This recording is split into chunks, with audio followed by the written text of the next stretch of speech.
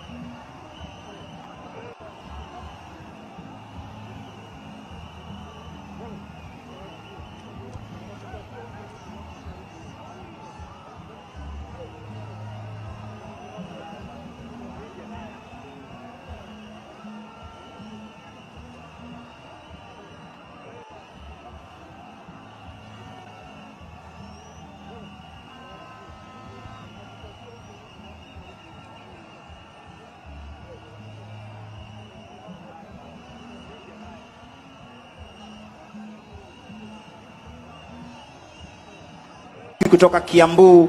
Pia tuko nao Honorable Anthony Manyara, President of Nikupende mama, sitaki mwingine, au usiniache.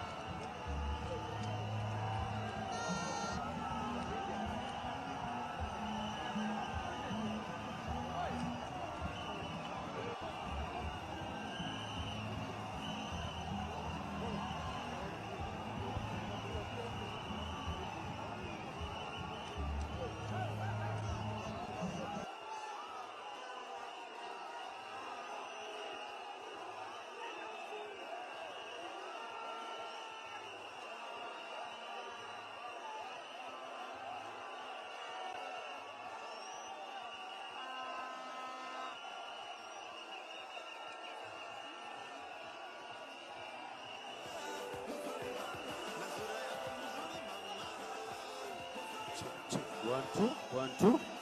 One, two, one, two, one, two. One, two. One, two, one, two, one, two, one, two. One, two, one, two, one, two. One, two, one, two, one, two, one, two.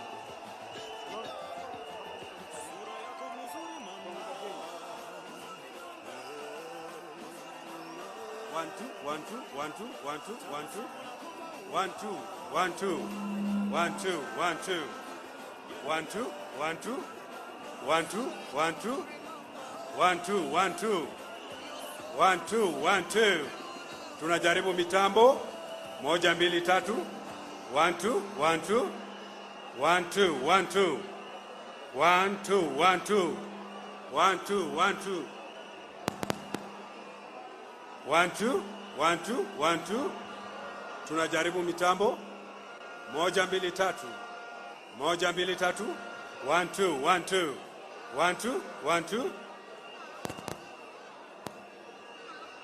One, two, one, two. One, two, one, two. One, two, one, two, one, two. One, two, one, two.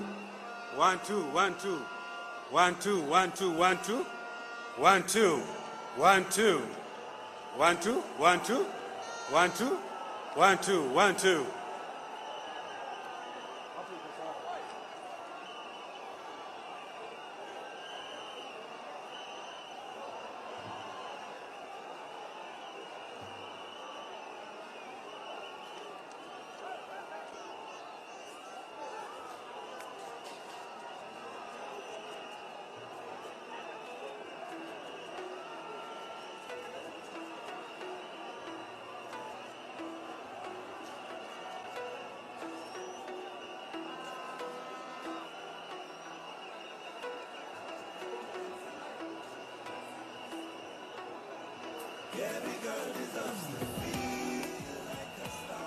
1 2 1 2.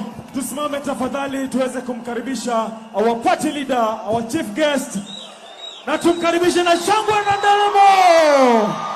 Karibu sana our party leader. Karibu sana.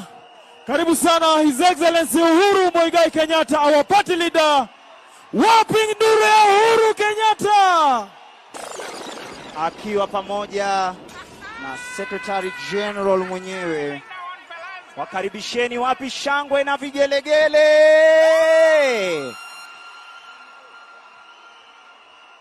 Jubilee! Jubilee! Jubilee! Jubilee! Wapi makofi ya party leader? Weka bendera juu, weka bendera juu, weka bendera juu. Peperusha, peperusha, peperusha. Sioni bendera, peperusha.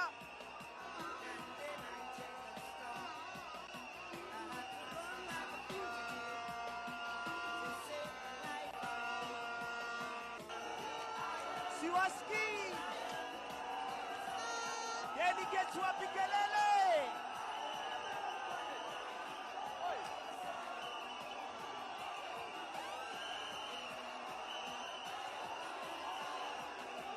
DJ low, DJ low, DJ low, DJ low, DJ low, DJ low.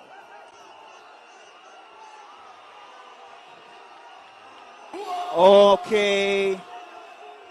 Haya, naomba, asanteni sana, asanteni sana, asanteni sana, asanteni sana. Tuwe na utulivu, tuwe na utulivu, tuwe na utulivu, tuwe na utulivu, tuwe na utulivu, tuwe na utulivu tunapoanza, tuwe na utulivu. Naomba tuwe na utulivu tunapoanza.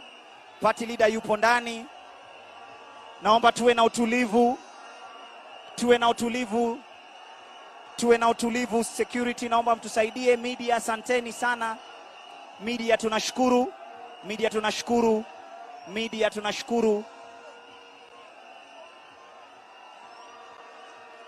Wakuu tunawaheshimu, asanteni sana. Tunaomba tuwe na utulivu upande.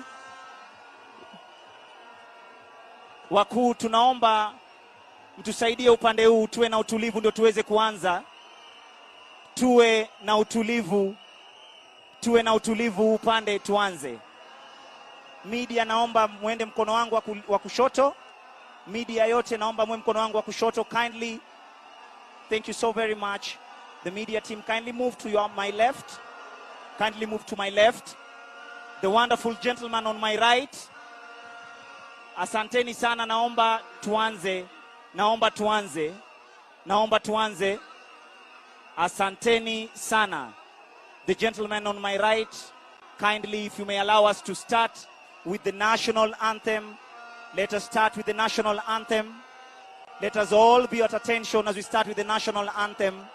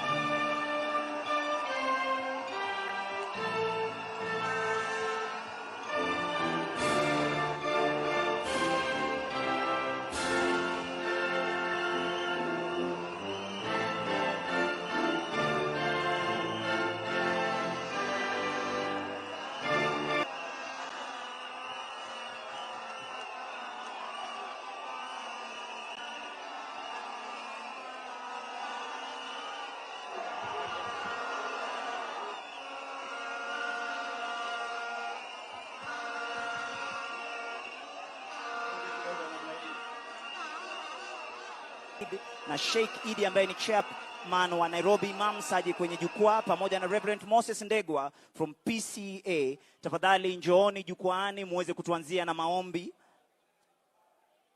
Sheikh Idi, naomba uje pamoja na Reverend Moses Ndegwa, ningependa pia uje. Kabla tukae, before we sit down, I'd like us to start with the word of prayer led by the chairman of Nairobi Imams, Sheikh Idi, and then Reverend Moses Ndegwa from PCA will take it from there for a Christian prayer. Maalim, karibu.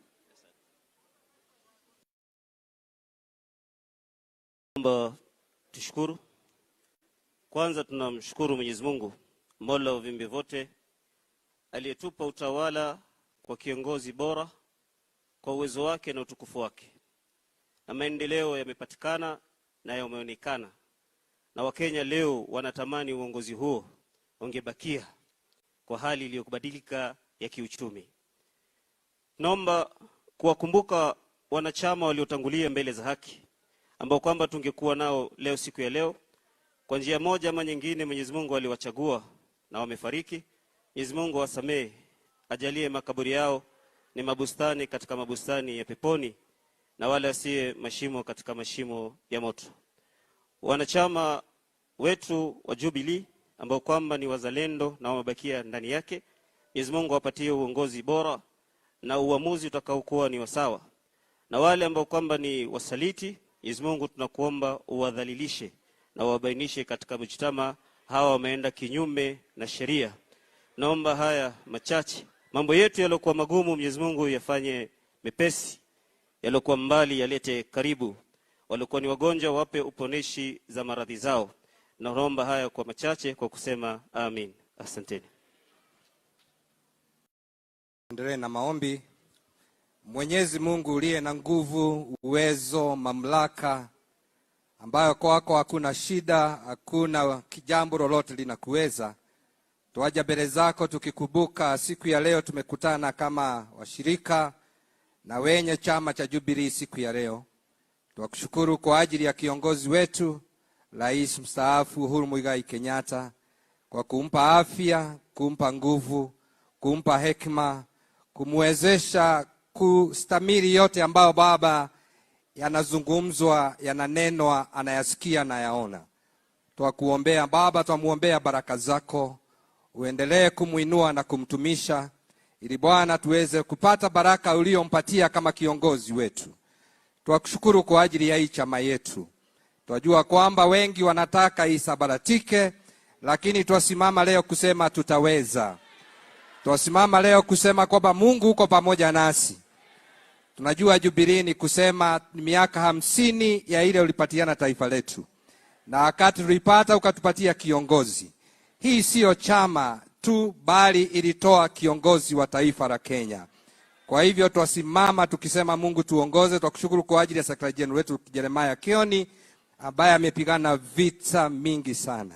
Mpe uwezo, mpe hekima. Tunapohudhuria mkutano wa leo, keti nasi na majadiliano yote tutakayosema yaweze kutumia, kwa maana hili ni ombi kwa aliyetufundisha na aliyekuwa mwalimu wetu Yesu Kristo. Alitufundisha tukiomba, Bwana tukae mbele zako na tukuite Baba wetu. Kuja ukae pamoja nasi katika jina la Baba, la Mwana na Roho Mtakatifu. Amen. Tuketi dakika moja.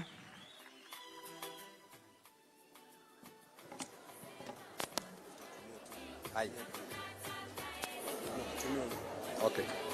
Wanachama wa Jubilee, Bwana asifiwe. Hiyo sio amen mzuri. Bwana asifiwe. Tusalimiane hewani, habari zenu. Secretary General Jeremiah Kioni alinipa nafasi ya dakika 5 tu niseme neno la Mungu, na nitalisema kwa kifupi sana. Jambo la kwanza, mambo yale mandogo sana yako na haja sana. Small details are very important. Kwa daktari mambo ambayo ni mandogo sana ina maana kwa daktari. Your blood pressure means so much to a doctor. Hali yako ya blood type ni ina maana sana kwa daktari. mahali unaumwa kwa mwili wako, daktari ana haja sana ni wapi unaumwa. Mahali kile unakuwaga na allergy nayo, daktari anakuuliza kama unakuwaga na allergy na jambo. Na wakati mwingine anakuuliza mpaka unakula nini. So those small matters are life and death to a doctor. Kwa mtu ambaye ana operate machine, temperature ya machine ina haja sana na yule ana operate hiyo machine, kwa sababu inaweza haribu engine yote. Hata weight ya ile mzigo anachukua ina haja sana kwa mtu ambaye anatumia machine. The size, the shape. Kwa mwalimu vile ulianza majibu yako, anaangalia ulitumia formula gani. Kwa hivyo details are very important. So for a teacher, hata ile ulitumia, mambo ile ulifanya, yote ina haja. So for us today, as NDC ya Jubilee, the small details matters a lot. Na nitasoma kitabu cha Songs of Solomon. Wengine wanaita Songs of Songs. Verse 1 tu, chapter 2 verse 15. Inasema hivi, msikiza vizuri. Catch for us the foxes, the little foxes that spoil the vineyard, for our vine have tender grapes. Tushikia hizi tubweha, uzu tubweha tudogo, ambazo tunataka kuharibu shamba letu. Catch for us these small foxes. Shida ya yule anatunyang'anya anaitwa kanini, kwa hivyo it's like a small fox.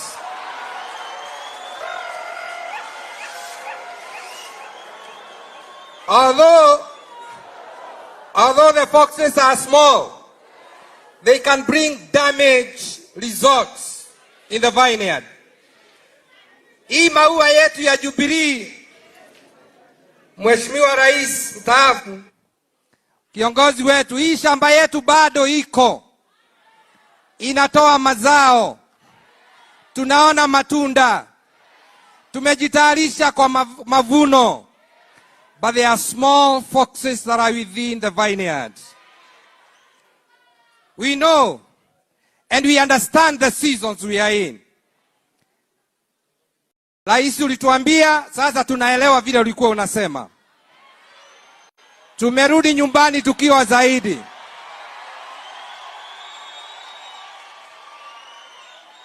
Ile bahati tuko nayo, ulitupatia simba mwingine anaitwa Keoni.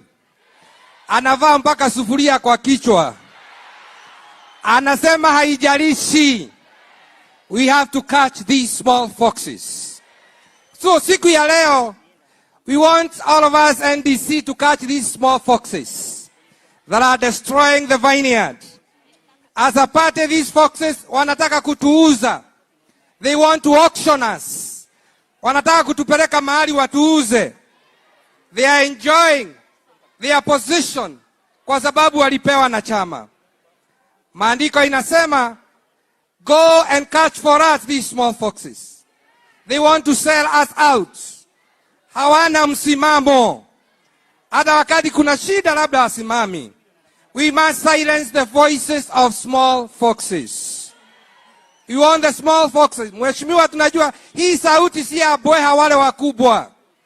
Siku ya leo tunataka kusimamisha wale wadogo, so that this vineyard can be able to grow on.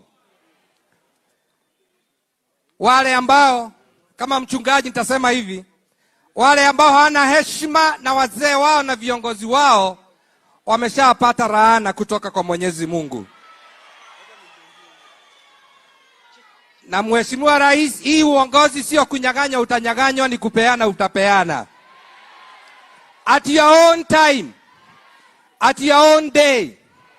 Ulipatiwa na baba zetu, utapeana wakati unataka. Leo tumekuita, you catch for us the small foxes. Kwa sababu mti umemea.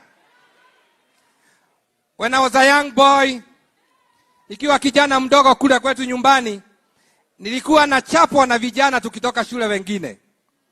Na nikitoka huko, my elder brother alikuwa Saturday 7, Wakati alienda high school akaniachia rafiki yake kijana mwingine anichunge. Wakati haukuwa karibu baba yetu, ulituachia baba mwingine anaitwa Raila Amolo Odinga. Mimi nimempeleka mpaka Jivanji kwa sababu these small foxes wanatusumbua. Sasa baba umekuja, help us to catch these small foxes. Sijui kwa nini Yesu alikasirika na maliza. Katika kitabu Yesu alikasirika akasema, go tell that fox. Unajua nisisosoma Biblia watasema ni maneno yangu ni matusi. Luke chapter 13 and verse 32. Musikize. And he said to them, go tell that fox, behold, I cast out demons and perform cures.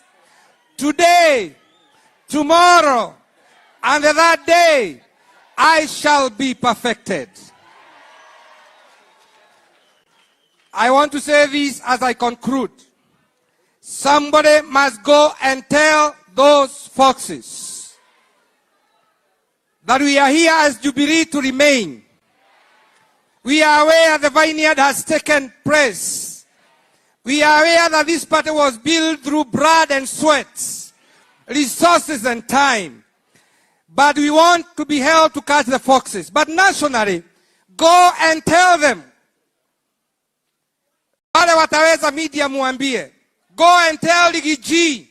Atengeneza chama chake na Kanini na Sabina. Wagoje 2027. Go tell them.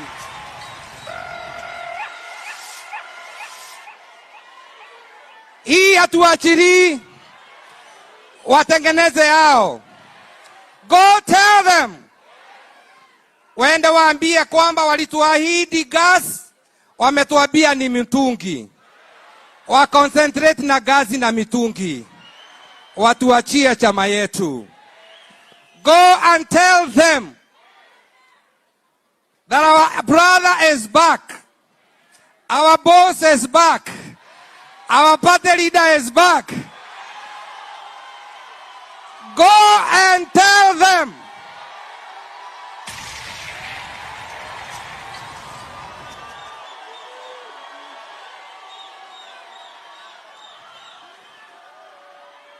Endeni muambie watu wamezikwa maelfu katika Shakahora. Washughulike na Shakahora. Sisi tuachane na chama yetu tujitegeneze. Go tell them. Ngoja niseme tena. Go tell them that we have plans for the future. Sisi wengine tuko karibu retirement. Tumeshajenga nyumba. Tumeshajitayarisha. And then muambie wakate that 3% kwa wale ambao wa chama yao. Go and tell them we have the plans for our future. We are tired of tribal appointments. We are tired of tribal appointments. Waachane na hii nyumba yetu. Baraka ile tuko nayo, kiongozi wetu bado yuko. Wakati haukuwa tumewekwa baridi. Wengi wetu tumepigiwa masimu. Tumekataa kutoka kwa nyumba. Lakini go tell them baba amerudi. Tangu nchi ya Kenya itengenezwe, we have never had such fuel prices, food costs, mambo ingine iko juu. And then muambie mambo iko hapa. Ya mwisho. Mama Ida alisema kuna watu wanahubiri lakini ni wakora. Wakamuingilia. Wakasema baba na mama Ida hawapendi kanisa. Mimi na wengine tukasimama tukaenda mpaka kutetea mama Ida. Wakatuita sisi ni wachawi. Sasa oneni vile hawa watu wanajiita wa kanisa wamefanya taifa letu. Yesu akasema, go tell those foxes we are here to remain. Wana Jubilee mko? Tutapigana vita? Mtawekwa baridi kweli? Kenya ni yetu ama sio yetu? Kampuni ni yao ama yetu? Sisi ni wenye kampuni. May the Lord bless our retired president. May the Lord bless the party. May the Lord bless you.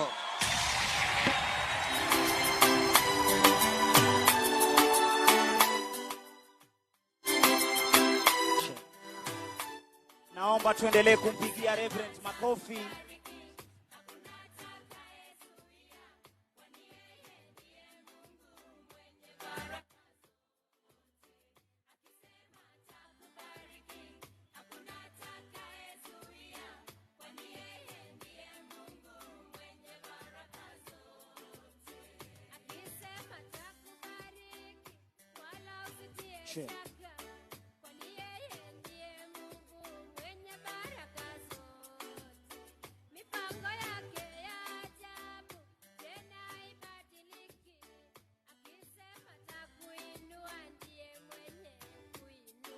Sioni bendera, weka bendera juu, weka bendera juu.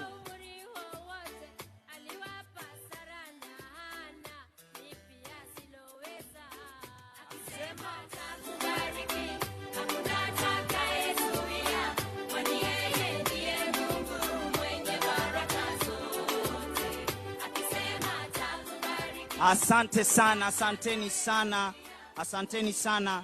Mnaweza kumpigia Reverend Moses Ndegwa makofi tena pamoja na Sheikh Idi. Asanteni sana. Nimeambiwa kabla party leader afike kwamba kuna moto mpya. Si ndio hiyo? Wale watu wa pale nyuma mpo na mimi? Mumesema Jubilee original?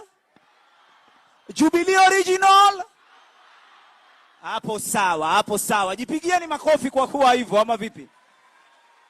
Thank you so very much. Kwa sababu ya wakati, najua nitakuwa na shida ya kutambua kila sehemu, lakini kwa sababu hii ni Jubilee Special National Delegates. Nimesema National Delegates Convention. Ningependa niende mbio mbio kujua ni wapi na wapi. Mombasa mpo? Kilifi mpo? Kwale je? Lamu? Tana River? Garissa? Kitui? Makueni? Machakos, Kajiado, Nairobi, Kiambu, Murang'a, Nyeri, Kirinyaga, Embu. Aya, tuendelee. Meru, Homa Bay, Migori, Nyamira, Kisii, Bomet. Nani amesaulika? Nani amesaulika? Ati wapi? Sema tena? Tuanze na hapa? Ati Kenya? Kenya mpo? Asanteni sana. Kwa sababu ya wakati, ningependa niwakaribishe watumbuaji wetu wa leo. The entertainers for the day is none other than Sarakasi Dancers. Mko tayari kumpokea bwana SG mwenyewe? Our Secretary General mwenyewe kufungua convention hii, Honorable Jeremiah Kioni. Mpigieni makofi anapokuja kwenye jukwaa. Ama hizi zinatosha. Wana Jubilee mpo? Jubilee! Jubilee! Bere pamoja. Jubilee! Jubilee! Wagapi wamefurahi kumuona party leader wetu Uhuru Muigai Kenyatta? Tusikie makelele yake. Asanteni. Nataka nishukue nafasi hii na nitasema kwa lugha ya Kimombo ili tuweze kuambatana pamoja na program na pia yale ambayo yameandikwa kwa katiba yetu, kwa kusema ya kwamba this National Delegates Convention this special National Delegates Convention is properly convened.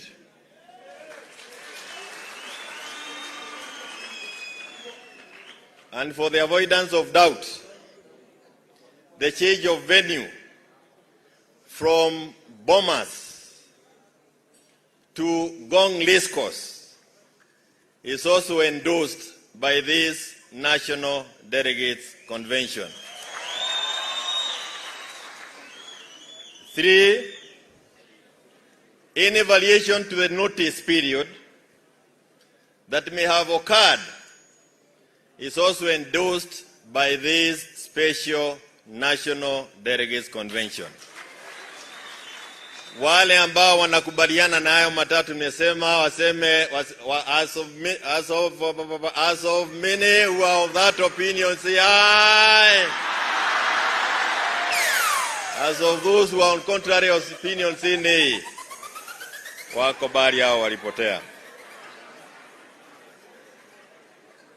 Your Excellency, the party leader of Jubilee Party, and the 4th President of the Republic of Kenya, His Excellency Uhuru Kenyatta,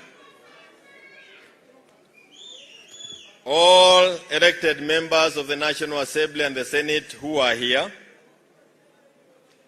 all former members of Parliament, members of Senate, members of the County Assembly who are here, members of the County Assembly who are currently serving, all distinguished delegates, I want to say that I'm honored and humbled to stand before you today at this important moment in our country's history, in our party's history, during this Jubilee Special National Delegates Convention or conference this day, the 22nd of May, 2023.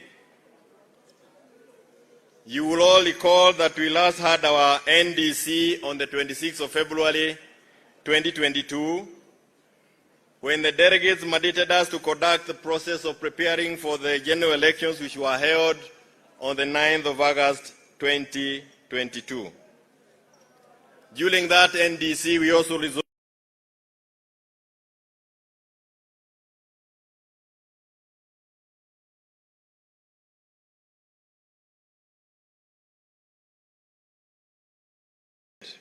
all forms of cooperation with UDA.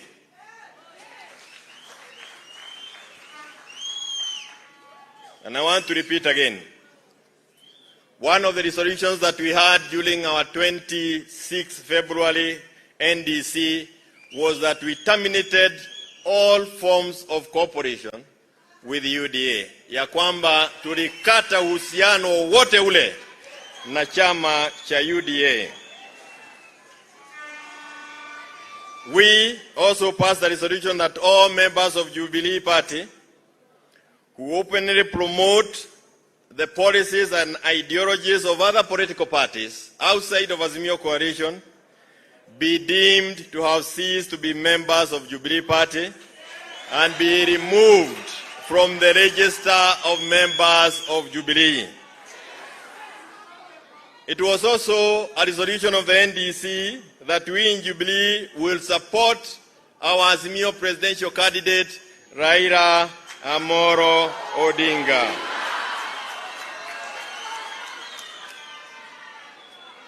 Fast forward, uchaguzi ulifanyika.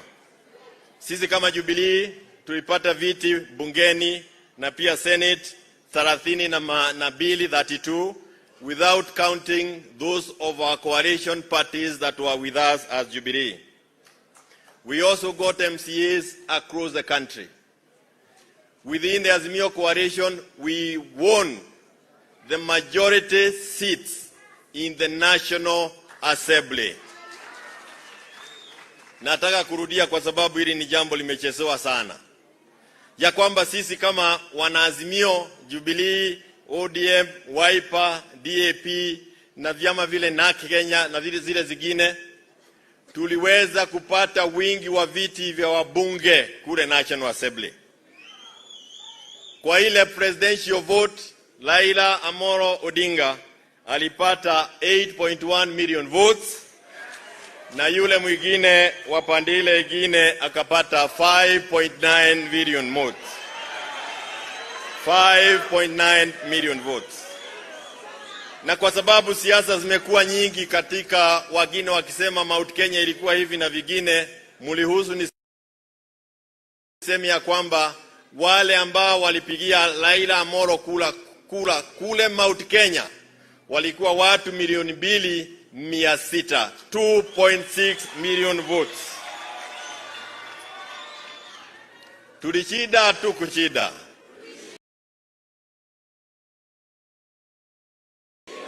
Tulishida tu kushida.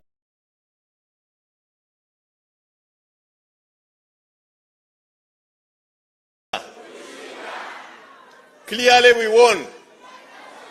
Clearly we won. But clearly they stole.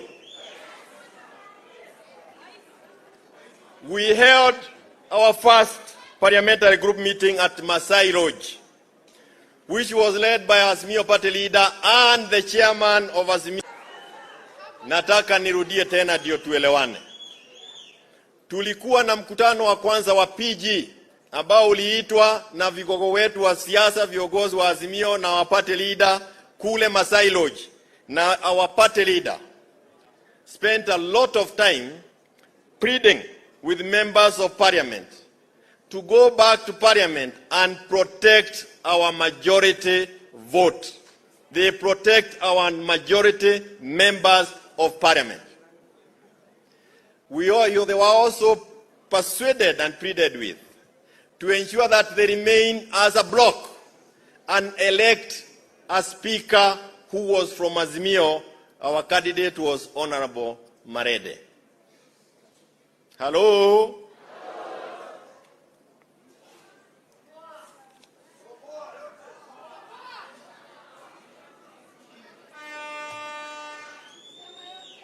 If kama sisi, kama wale ambao walichaguliwa kwa chama zote ambazo ziko ndani ya Azimio, wangekubali kwenda bungeni na kumchagua speaker, leo hii tungekuwa na speaker Marede ambaye angekuwa ametoka katika vyama vyetu ambazo sisi ni moja wale ambao katika Azimio.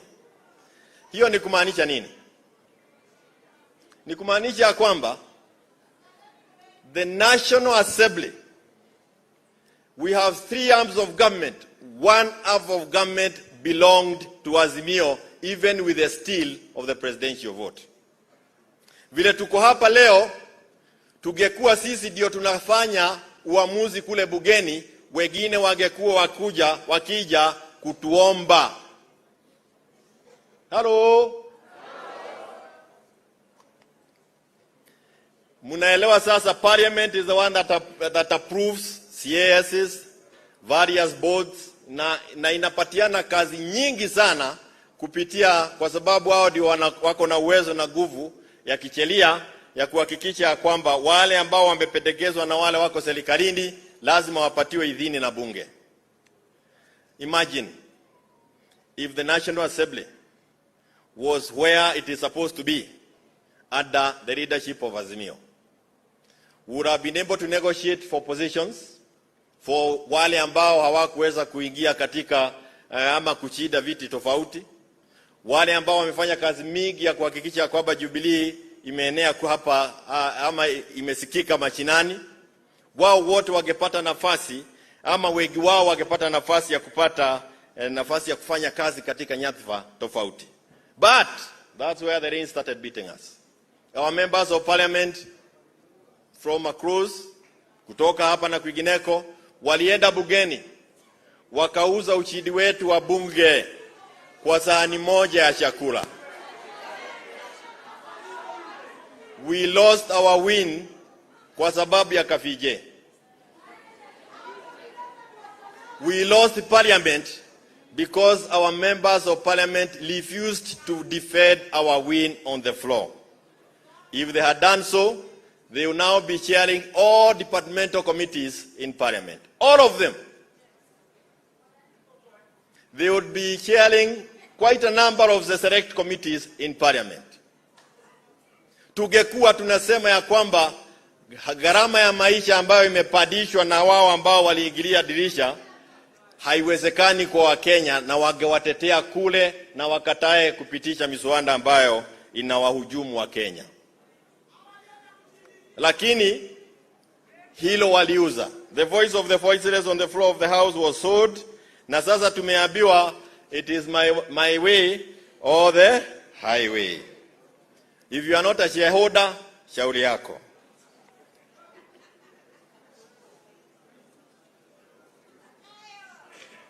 Leo, na nataka kumalizia, sitaki nikae hapa sana. Leo bei ya sukari iko wapi?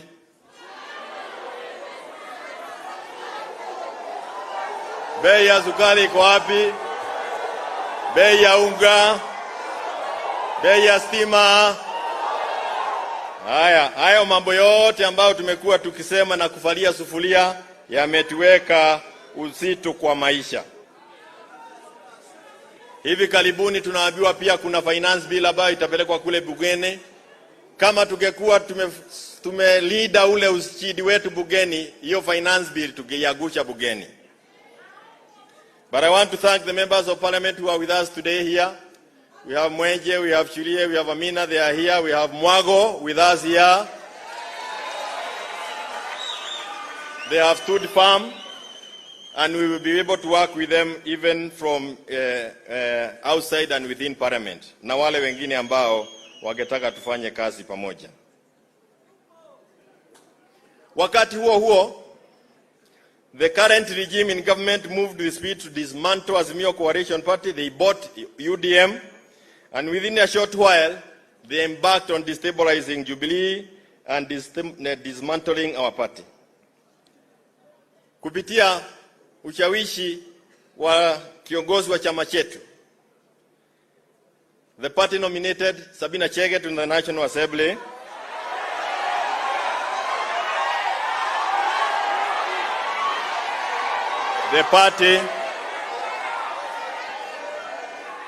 The party also nominated Kanini Kega to Iara.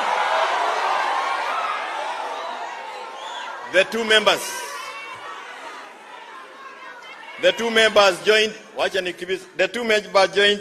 joined and incited a rebellion within parliament with the sole aim of selling Jubilee to Kenya Kwanza coalition. From that point, nia yao ilikuwa kutuuza, lakini haitawezekana.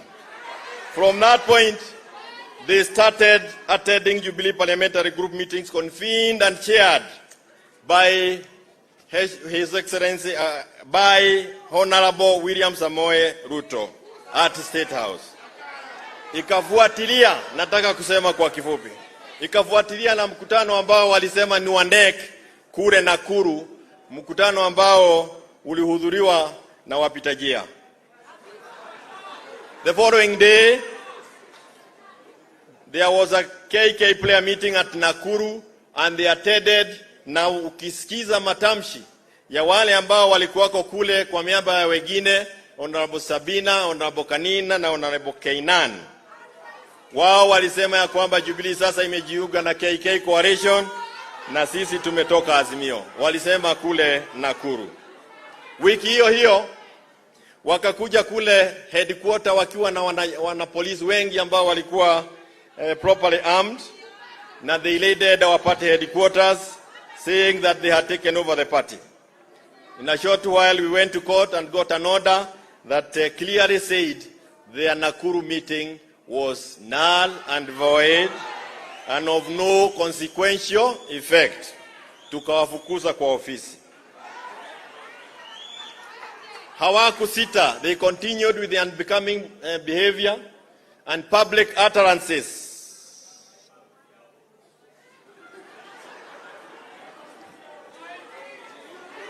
And for the second time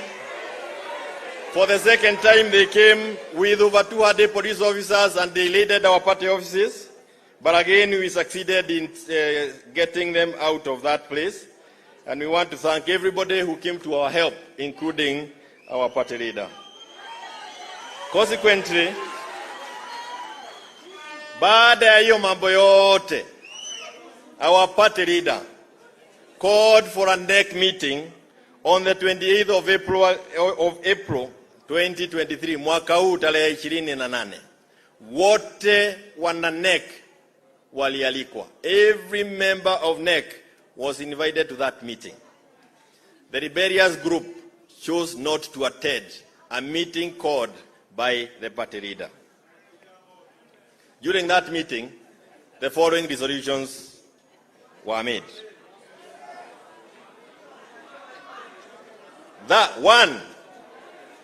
the position within NEC that are vacant because of either resignation, or 2, because some people like Fatuma Gedi have been appointed to commissions in this country, through again the support of Heshi, our party leader, or because of operation of law, which among other things says you are deemed to belong elsewhere if you behave like others. The resolution was that Jubilee Party, those positions be filled with loyal, faithful, and trustworthy members of Jubilee Party.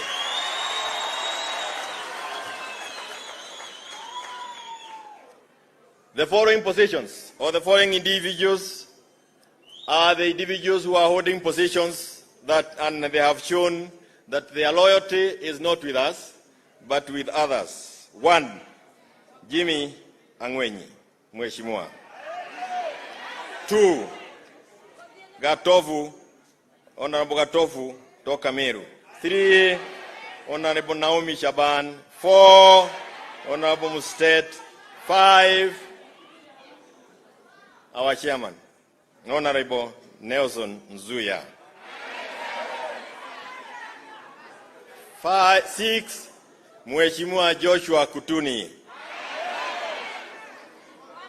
7, Mheshimiwa Mutava Musiemi. 8, Mheshimiwa Kanini Kega.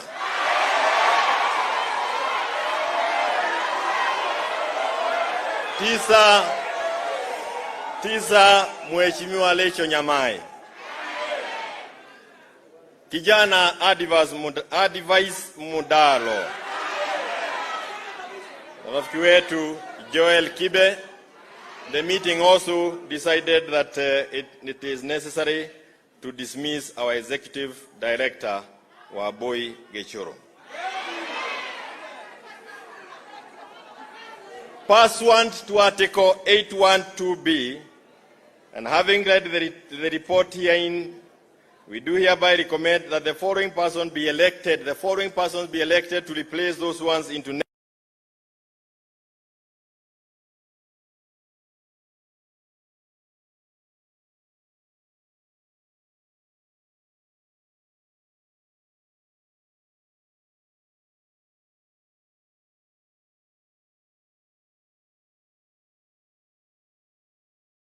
toka Meru. Deputy Party Leader Programs, Mheshimiwa Joseph Manje kutoka Kajiado. Deputy Party Leader Outreach, Mheshimiwa Kados Mwirode, Deputy Speaker, Nairobi. For the position of the chairman, Mheshimiwa Saitoti Torome, a former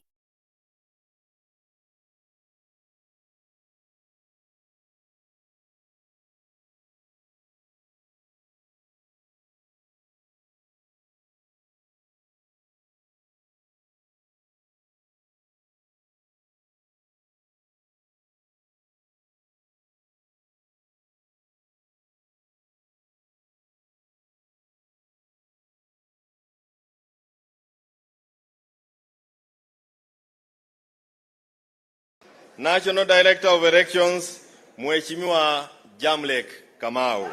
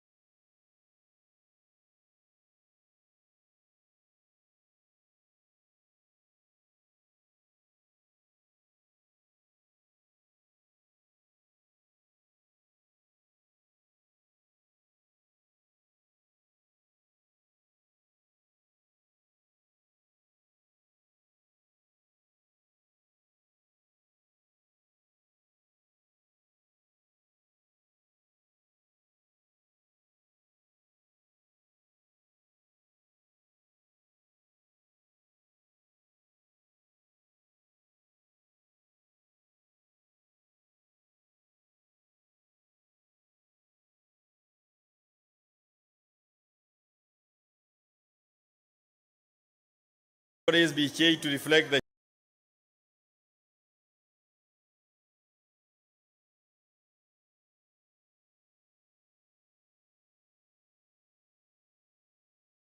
changes further. To reflect the changes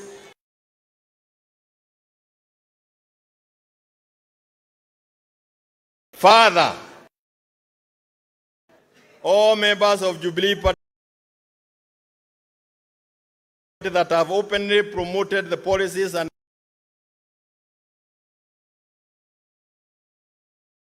all members of Jubilee Party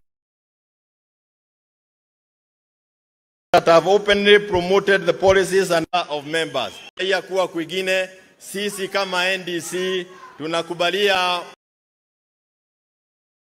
lakini yote ambayo tumeyasoma ni yale ambayo tumekubaliana nayo. Mwakili kuwa kwingine sisi kama NDC tunakubalia, lakini yote ambayo tumeyasoma ni yale ambayo tumekubaliana nayo.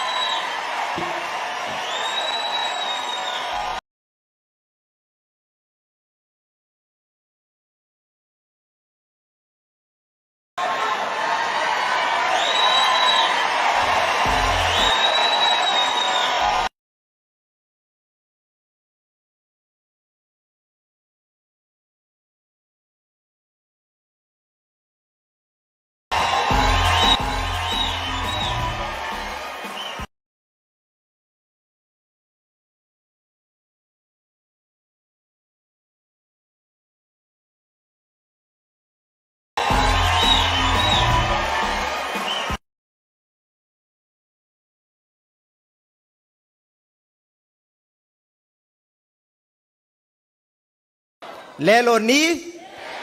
Lelo ni? And so by the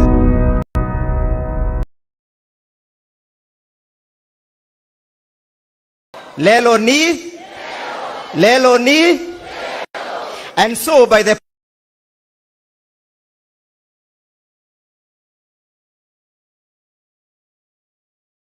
na usalama wa that the NDC adopts the report of the General Secretary as read.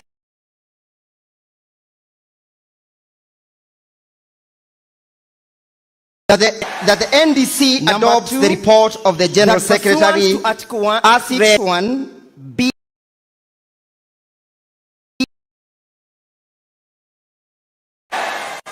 Number 2, that pursuant to Article 61B and D of the Jubilee Party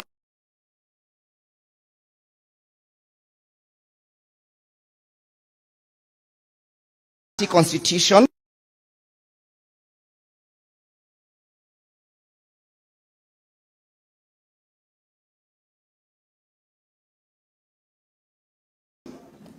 the National Delegate Convention state provisions and the resolutions of the Jubilee Party adopted on 26th of February 2022 to the effect that any member who has shown any interest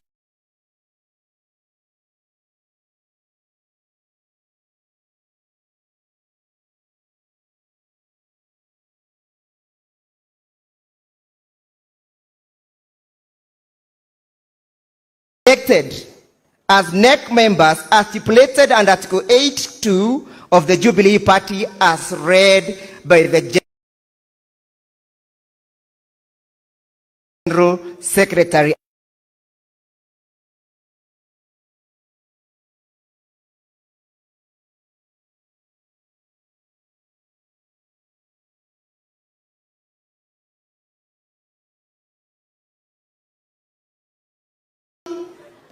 Of this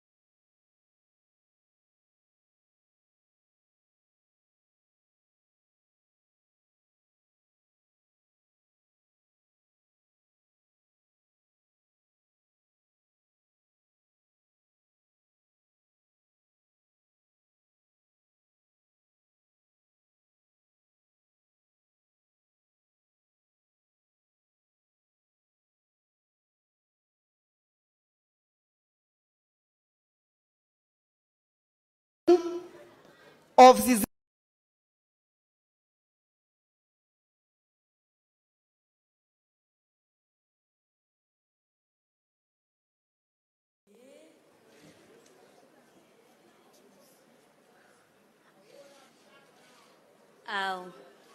His Excellency, the fourth President of Kenya, Uhuru Kenyatta, all protocols observed, and members of Jubilee Party. Moriega. Moriega rege. Dereda mosho kerega ithia neiba yako mwere Jubilee ne moshie wito. Negetha kugito. Ne torurumokia iriri mwero. Be my guest. Waja wa marefeta. Ni matwera guo. Toge kirabugi matu. Tokaineru otagetiro. Nema. Toge kiragegere matu. Toga kudiota oshoro. Masotigeta ateka. Ne oregani. Rurere ruage koyo. Ne tore mato. Kanabuguero. Jubilee. Ne kiokia magito. Idue tore jaba. Na totigo shaba. Ne torurumore iriri muero. Mugathe Uhuru Muigai wa Kenyatta ona mageria gukuhaka ndoro matingihota ona mabaroroke uhoreri waku no ukumahota ona maberereke miambikire yaku ya maundu matingimihota mugathe ndoro ndungihakika ndunginyararika tukwibanga ng'ombe oguconoka niki kiragetumakia rurere rutingitongorio na marakara rurere rutingitongorio na githuri rurere rutingitongorio na njira cia mikira ithue turi njamba na tutigocamba Jubilee ne toririmukia iriri mwero njamba tikere kwaria ma njamba ta Jeremiah Kioni mwene nyaga obe ogukuhumbariri kwaria mana tithiri Kioni we ndore murugaru gitandahi we gutire handu mwitanetio na muhahi ona acio arugarugi ni merwo wega ati murugarugo urehaga mukinderio ni merwo wega mari ugenini no guku ni kuo mucie o hihi makwirwo no maigue ati muingi no kurira urarira ni kuhinyirika kurarira na gutindira o hihi makwirwo no maigue ati rwimbo rweru ni punda amechoka o hihi makwirwo no maigue matige guthikiriria mato na nda ciao no mathikiririe matata na makaya ma muingi ithue turi njamba na tutigocamba Jubilee ne torurumukia iriri mweru na getiriha nie demoge koyo karenga na kiama giakwa ne Jubilee nie demoge koyo na direge tumumu ne join kore ciama cia gwetha iturwa na ne kore ciama cia gutongoria ciunagwo rukomo kemenye akamenya reke nyunere kanwa ithegi tondu kwaria ma gikuyu twaga kunyitana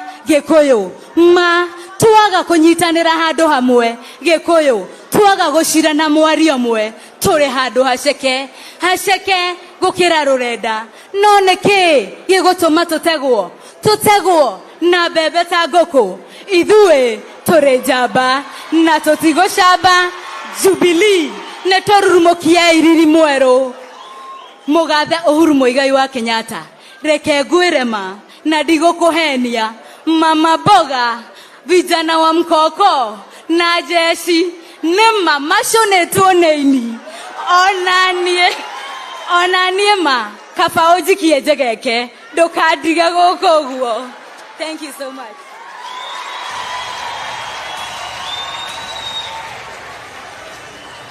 Asante, thank you. Asante sana waja kutoka Mukurweini. Tulisahau kurecognize ama tulisahau kutabua watu wa County Assembly ya Mandela. Mumpo. That is the County Assembly ya Mandela. Na pia watu kutoka County ya Mandela wako hapa, delegates kutoka County ya Mandela, na tunawashukuru. We have also the County Assembly ya Narok. County Assembly members of the MCAs kutoka Narok ndio hawa. Asante sana. Members wa assembly ya Saburu wako hapa, wasimame. Wako wapi? Saburu, Mama Rais, wako kule nyuma. Pole, wako kule. Asante sana, wako huko. Tuko na wale kutoka Nyandarua na kwingineko wako hapa, na tuko na wote ambao wamechaguliwa kutoka kila county, na tutaendelea kuwatambulisha tunapoendelea. Kwa sasa nataka niseme ya kwamba NDC is the top organ. Hakuna chama kingine ama organ nyingine ambayo iko juu ya NDC. Kwa hivyo kama imekutana na imetoa msimamo wake, sasa Jubilee imesema. Na ndio sasa nataka tusimame juu, tuinuke sote, tuweze kumpokea our party leader akikuja kutuongelesha, ili tusikie msimamo wake na mambo yake, na tuko na kiu kwake. Karibu sana. Asante sana. Asanteni sana.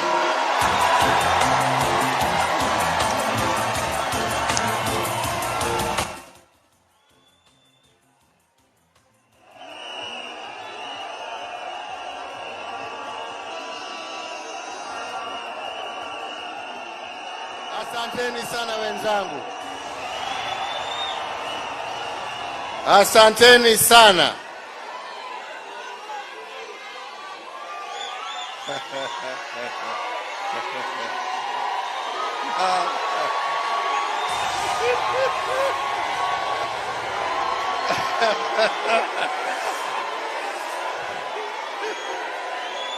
Asanteni sana. Tunawashukuru, tunasema asante. Wanajubilii oye! Wanajubilii oye! Wanajubilii mpo! Wanajubilii mpo! Wanajubilii nguvu mpo! Mungu awabariki. Asanteni sana. Asanteni sana.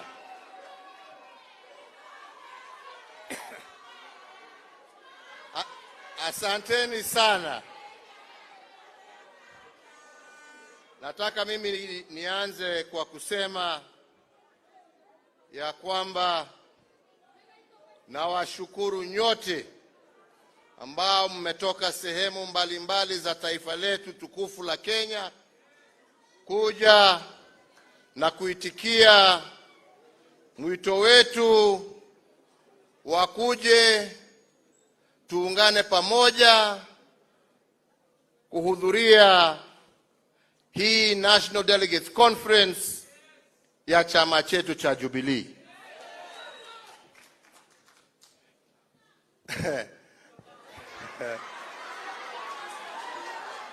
Nataka niseme kwa fikira zangu, mimi fikira zangu zilikuwa zimeniambia ya kwamba siasa mimi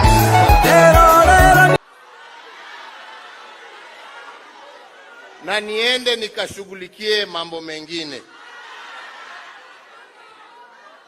Na nilikuwa nafikiria ya kwamba siku ya kuitana mkutano wa National Delegates Conference ingekuwa ile siku ya kwamba mimi ningekuwa nimewaambia wenzangu, sasa mimi nimetimiza ile nimeweza, na sasa ni wakati wa kuchagua viongozi wengine. Nawaambia fikira zangu vile zilikuwa.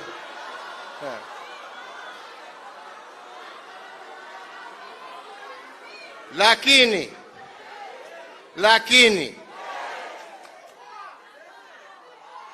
wengine wameamua ya kwamba kazi itakuwa ya vitisho na kulazimisha. Siku ya leo nimewaambia tafuteni mwingine, sio Uhuru wa Kenyatta.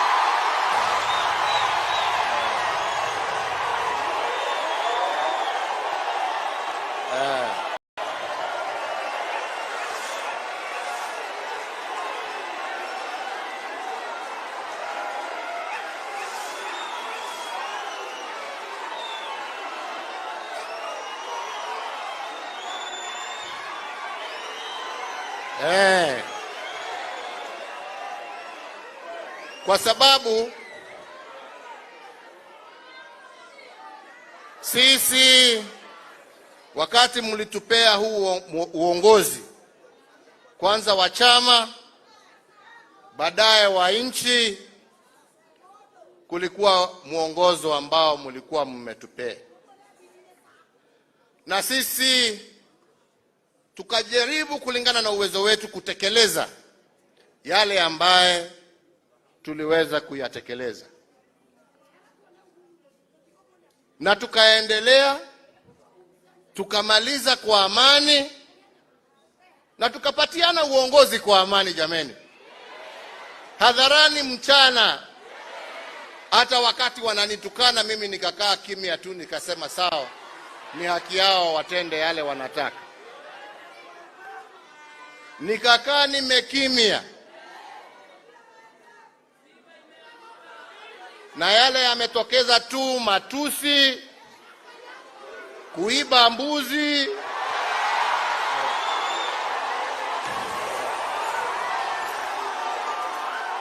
kuchoma mashamba, yote wakifikiria wanatisha. Haya nawaambia waendelee.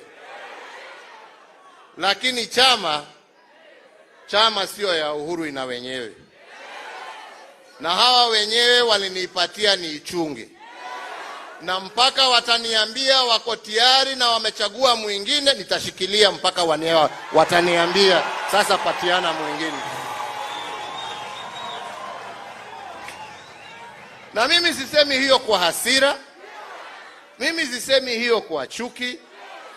Mimi nasema haya, nasema kwa heshima kubwa. Lakini inasemekana ukitaka kuheshimu ama ukitaka kuheshimiwa, na nyinyi wewe pia lazima uheshimu wenzako. Kenya ni nchi ya demokrasia. Wana Jubilee waliungana na wengine na wakasema msimamo wao, na huo msimamo haujaisha, na kama utaisha utamaliziwa na wale ambao walichukua huo uamuzi, na ni nyinyi mlichukua huo uamuzi.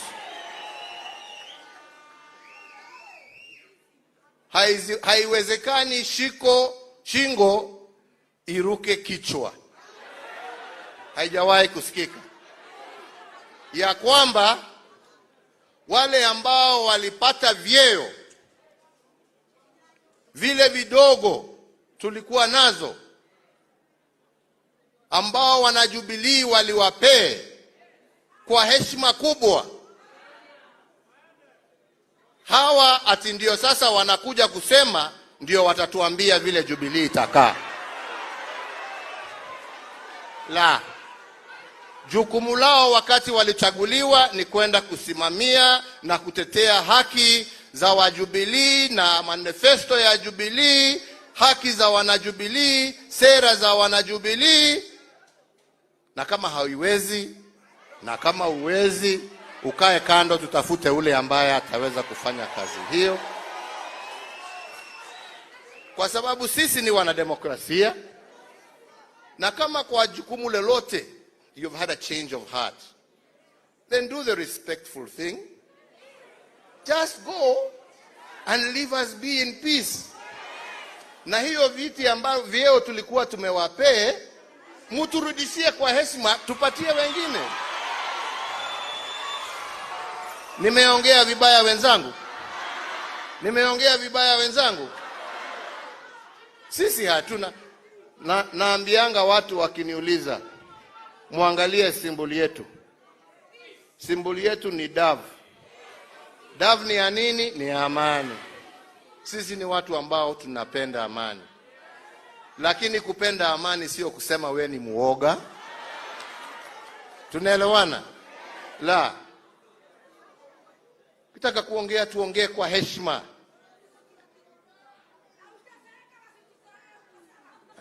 Bana hiyo. Mimi matusi mtasikia mimi nikitukana mtu. Hawa kuna wale maexpert wa hiyo. Hawa waendelee. Wanafikiria ati kutoka kanisa waende kazi, badala ya kuomba ni matusi. Hiyo ni yao, na vile nasema ni haki yao. Sisi wana Jubilee hatuko huko. Sisi haja yetu twaijua. Sisi twajua yale ambayo tulikuwa tunasimamia, kweli ama sio kweli? Tunajua yale ambayo tulikuwa tunatetea, tulikuwa tunasema tunataka Wakenya watupatie nafasi tuendelee naye. Lakini Wakenya waliamua vile waliamua. Hiyo sio kusema ya kwamba tumepoteza sera zetu. Bado sisi tulikuwa tunataka mambo ya BBI yatendeke, na bado tunataka yatendeke. Sasa kama ulienda kutetea, kuja ututetee. Sisi tunataka umoja ya Wakenya. Sisi hatutaki jamii kupigana. Sisi tunataka serikali iheshimike kila kona na ijumuishe kila Mkenya. Ndio mtu pahali alipo ajisikie hii ni serikali, ni nchi yangu, lakini sio nchi ya wengine na wengine hawako. Wenzangu, mimi kwa sababu sitaki kuongea ni mengi, hapana, sitaki.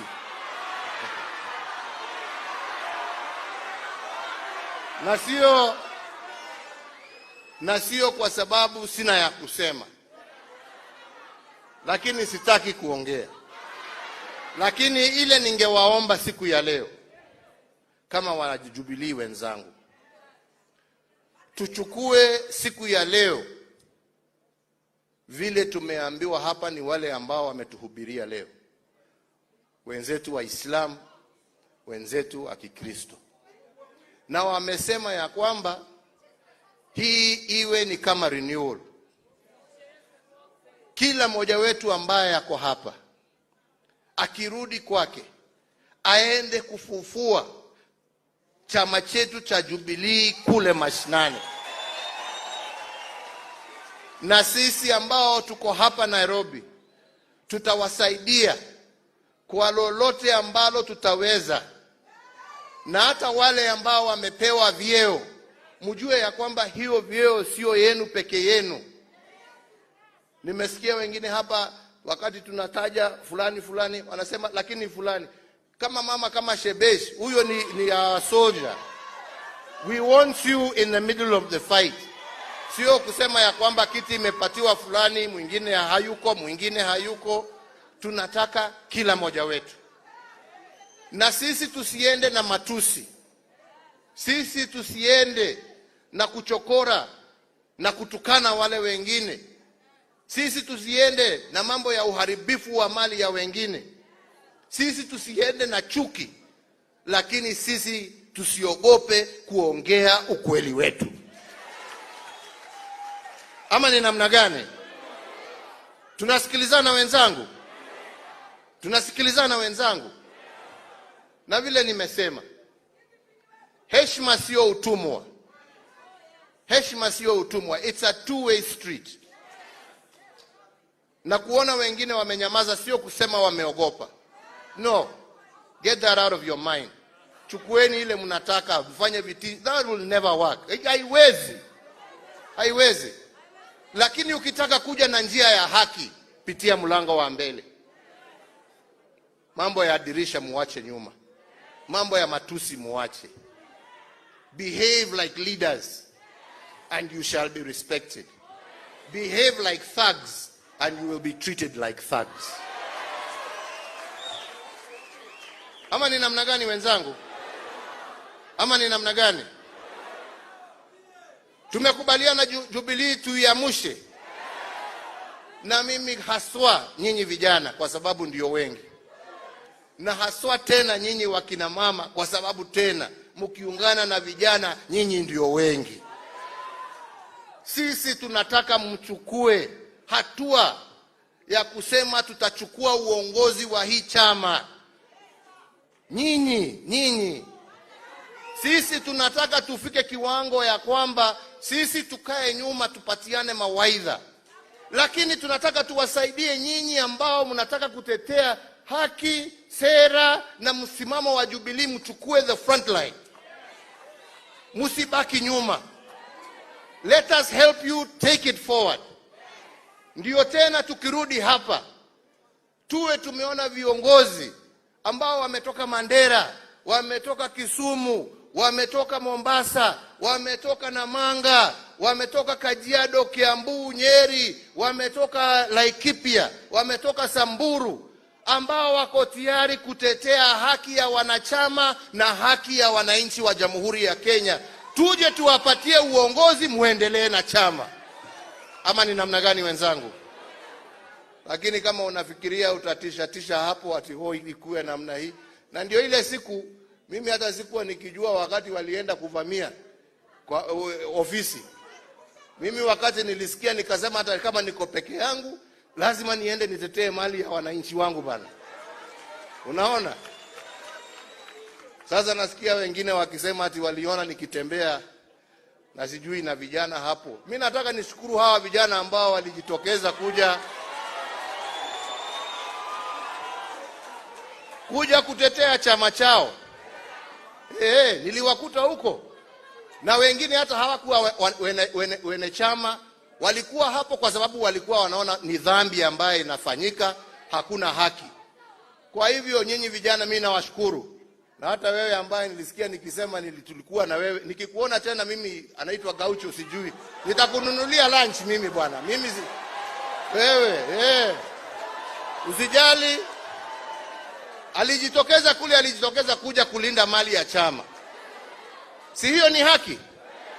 Kwa sababu wakati polisi waliitwa hawakuja. Sasa basi they had to do what they had to do, and God bless you and keep up the strong work.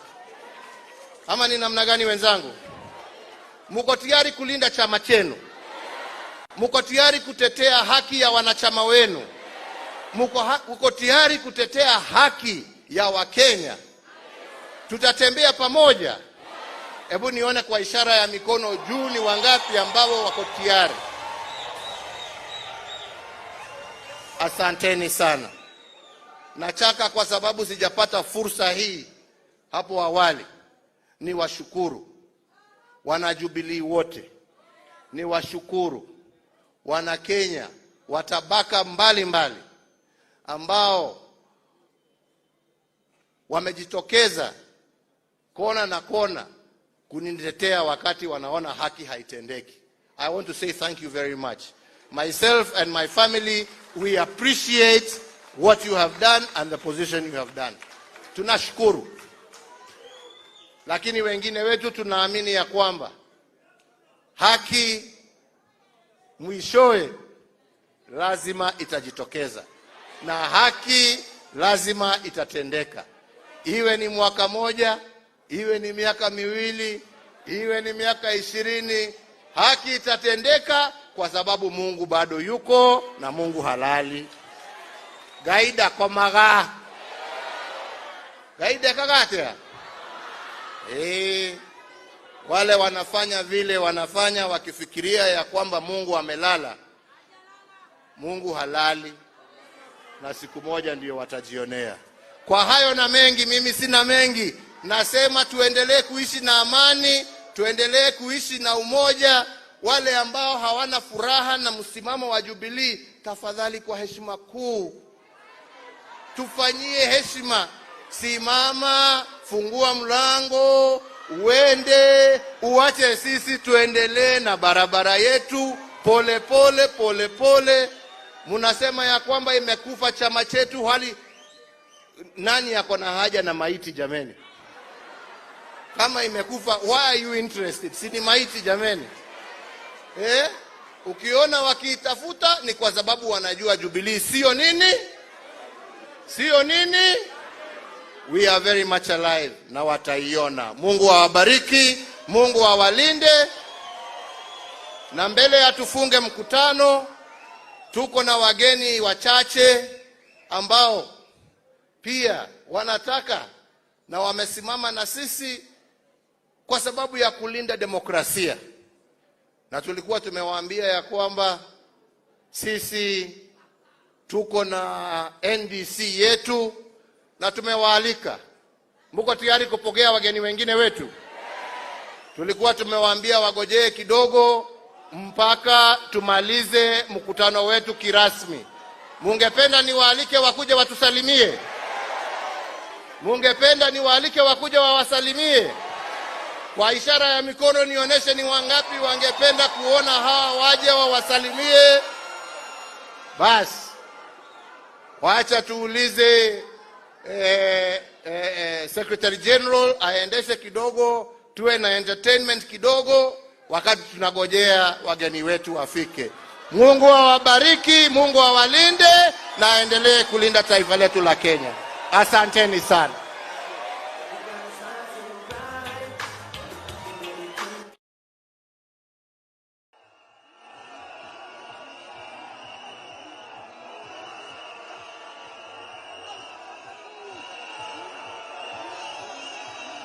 Hello. Uhuru.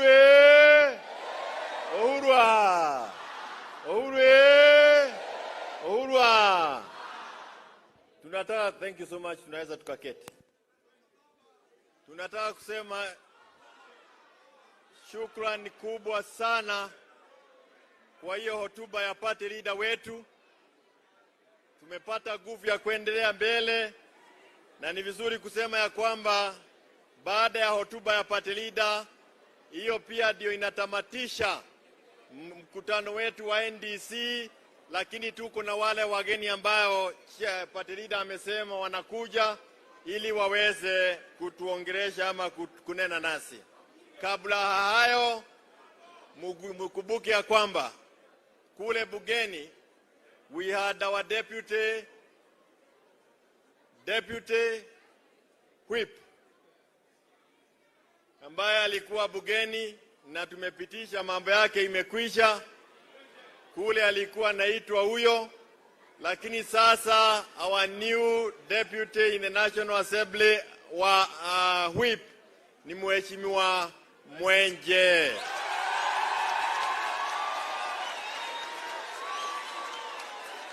Na Mheshimiwa Mwenje, nataka kukualika hapa ukuje utusalimie, utujulishe wale wa viongozi wamechaguliwa bugeni ambao wako na wewe tunapowasubiri wale wageni wetu. Mpigieni makofi huyu. Wale wanajua Mwenje ya zamani, sasa Mwenje ndio huyu wa siku hizi. Karibu Mheshimiwa Mwenje. Thank you. Your Excellency, our party leader, Uhuru Kenyatta, all leaders present, delegates, hamjambo. Hamjambo tena. Kwanza ni washukuru sana chama cha Jubilee. Mimi singechaguliwa kama si Jubilee, Mheshimiwa Rais Uhuru Kenyatta pamoja na Raila. So this is my opportunity kuwashukuru sana. Na niseme ya kwamba kwa sababu sisitaki kuongea sana after the party leader ameongea. I thank you for the confidence umenipatia. Thank you very much. We will not let you down. We will not let you down. Na nikuambie Mheshimiwa Rais, we have been looking, tulikuwa na wasiwasi tukaona kama utatuacha leo, and we are grateful you've remained. Because sisi, we are the youth, we want you to mentor us so that we can take over this party.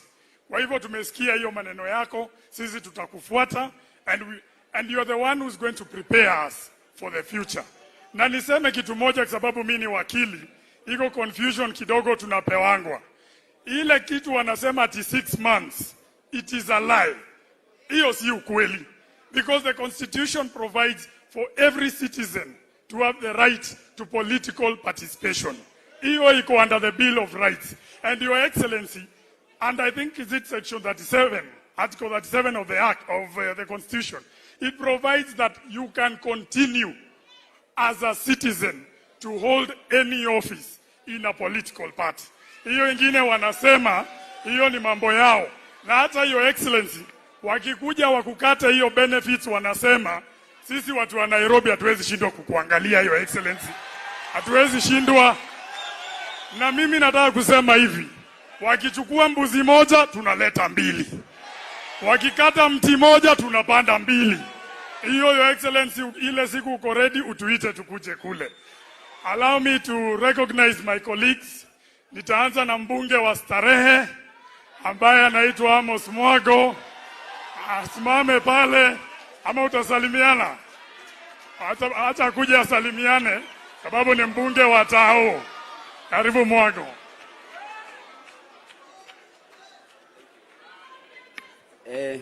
Your Excellency, the fourth President of the Republic of Kenya, His Excellency Uhuru Kenyatta, leaders present and delegates. Habari zenyu.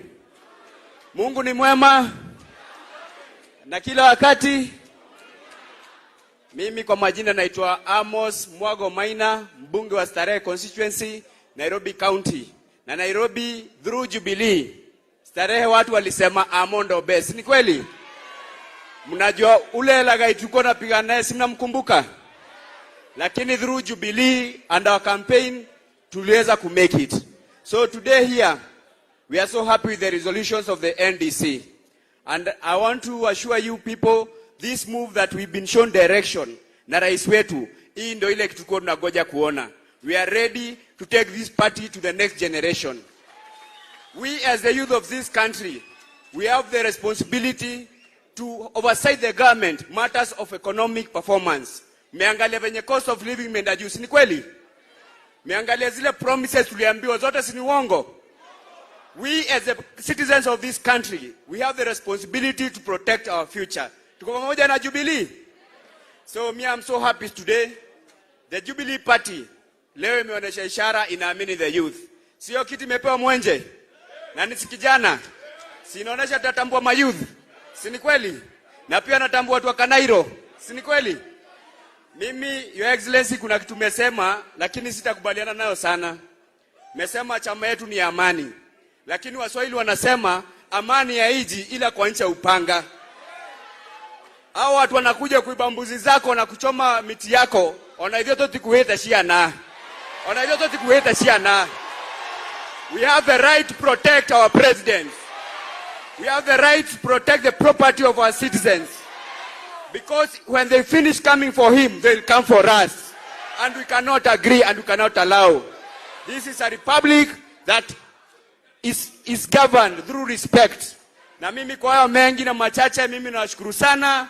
Mungu wabariki na Mungu wabariki Kenya. Thank you so much. I'm on your best. Allow me to just recognize Mheshimiwa Garissa Women Rep. Yeye sitamuita ongea, naitwa Amina Udgun. Huyo ndio our new secretary for parliamentary. Pia tuko na Mheshimiwa Abdi Shurie from Balambala constituency ambaye yako pale. So mimi nataka kumalizia niseme na mnikubalishe niongee na lugha ya nyumbani. Eno neo jaba itu. Haha ne oturi. Na idwe ni atotoma tothie toriuke kiama. Kwaje niyo mothe drathia na kameme hwaini. Nigetha twajie kuriukia kiama. Ithe tiguo turenda. Nitwagwika uguo. Tuone na moko. Wangapi watakubali tuinue Jubilee, Jubilee, Jubilee? Asanteni sana na Mungu awabariki. Kwa haraka, wakili Degwa. Wapi wewe kuja maliza kazi yako vizuri. Na usiongeze mambo ya mengi ya Kirinyaga. Maliza ile tulisema umalize.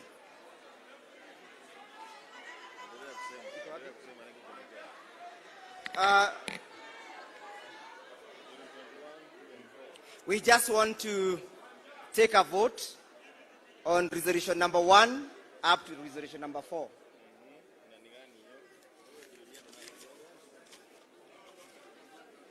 So when I read resolution number 1 up to 4, we'll just take a vote and finish. That this NDC adopt the report of the Secretary General given today, the 22nd of May 2022. As many as of that opinion say yes. As many as of the contrary opinion say no. Number 2, the yes have it. That pursuant to Article 6(1), paragraph B and D of the Jubilee Constitution, this National Delegate Conference does enforce the said provisions and the resolutions of Jubilee Party dated the 26th of February 2022, and the said members ceases herewith to be members of Jubilee Party. As many as of that opinion say yes. As many as of the contrary opinion say no. The yes have it. Number 3, that pursuant to Article 8.1 Clause 2p, and having read the report herein, do hereby recommend that the said persons be hereby elected the NEC as stipulated under Article 8.2 Clause 1 of the Jubilee Party. As many as of that opinion say yes. As many as of the contrary opinion say no. The yes have it. Number 4, that Jubilee Party continues to be a constituent member of the Azimio la Umoja Coalition Party and continues to engage with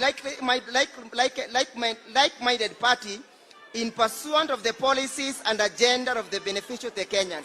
As many as of that opinion say yes. As many as of the contrary opinion say no. The yes have it. Tusimame tumkaribishe baba. Baba Raila Amolo Odinga wakiwa pamoja na mheshimiwa Kalonzo Musyoka, mheshimiwa Martha Wangari Karua, mheshimiwa Eugene Wamalwa, wote wamekuja wakiongozwa na kiongozi walio wengi bungeni, mheshimiwa Wadai.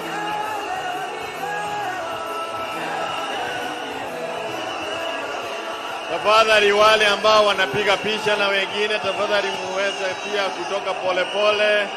Tuko pia na mheshimiwa Wajakoya katika kwa nyumba. Asante sana. Tafadhali wale wanapiga picha, wale wageni wengine, tafadhali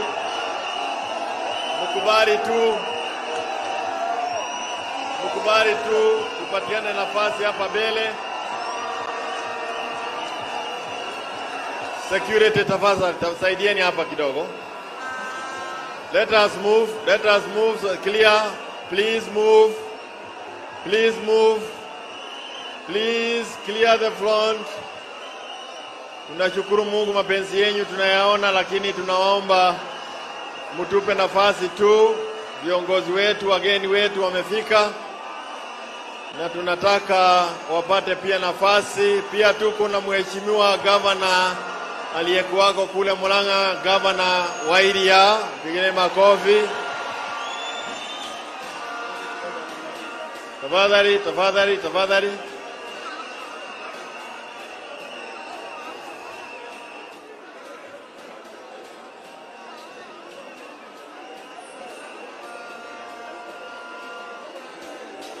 Tuko na Secretary General wa KANU, Mheshimiwa Wainaina, asante sana kwa kukuja.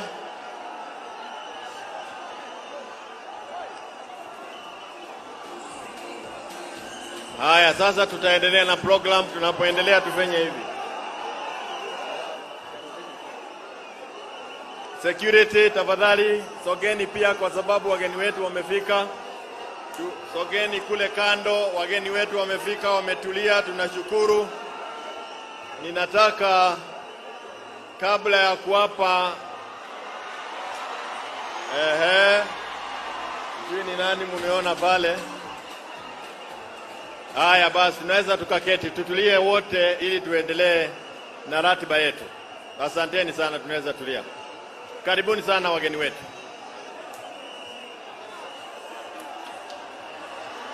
Haya ndio hao wote wako pale. Kwa wakati huu nataka kuwaomba wale waheshimiwa ambao walikuwako bungeni, iwe ulikuwa governor, deputy governor, ulikuwa mheshimiwa bunge, senate ama national assembly, tafadhali usimame tuweze kukutabua. Tunaweza kuwa tunashindwa kukutabua kwa majina, lakini tuwaone wamesimama. Tafadhali wasimame. Hello, wale viongozi, tuko na mheshimiwa Dirago kule kutoka Raisabu, ndio huyo. Tuko na mheshimiwa Maiso kutoka Saburu, wako pale. Mheshimiwa Kairo kutoka Nakuru, asante sana. Mheshimiwa Ruth Mwaneki kutoka kule Kigumo, asante sana. Governor Derito Mureithi kutoka Laikipia. Mheshimiwa Governor National Director of Elections Jamle Kikamau yuko pale, asante sana. Tuko na Mheshimiwa Kados, Deputy Speaker kule National Assembly. Wajiko kutoka Laikipia, asante sana. Madam Joyce, Deputy DG Kiabu, asante sana. Deputy DG Bwana Maje, Mheshimiwa Maje kutoka Kajiado. Mheshimiwa Kimali kutoka Mathioya. Mheshimiwa Dwati kutoka Gatanga, asante sana. Tuko na Senator mwenyewe Kebi Getura kutoka Murang'a, asante sana. Tuko na Mheshimiwa Patrick Moirore, mzee ambaye anachagia pakubwa mambo ya social media, asante sana. Tuko na DG Karo Karogo ako hapa, asante sana. Macho inapotea huko. Huyu naye Mheshimiwa Manzo, huyu siku moja alipotea na satellite na wengine. Ako hapa Mheshimiwa Manzo, Senator, asante sana. Mheshimiwa Bui wa kutoka chama cha Wiper, asante sana. Tuko na wewe Kausho, hata uliambiwa utanundiwa ranch, mambo yako iko sawa. Give me that name. Chairman wa security wa zamani Mheshimiwa Mwadhi uko hapa, ako hapo. Wengine wamefunikwa pale siwaoni, lakini wako wengi, tutaendelea kuwajua tunapoendelea.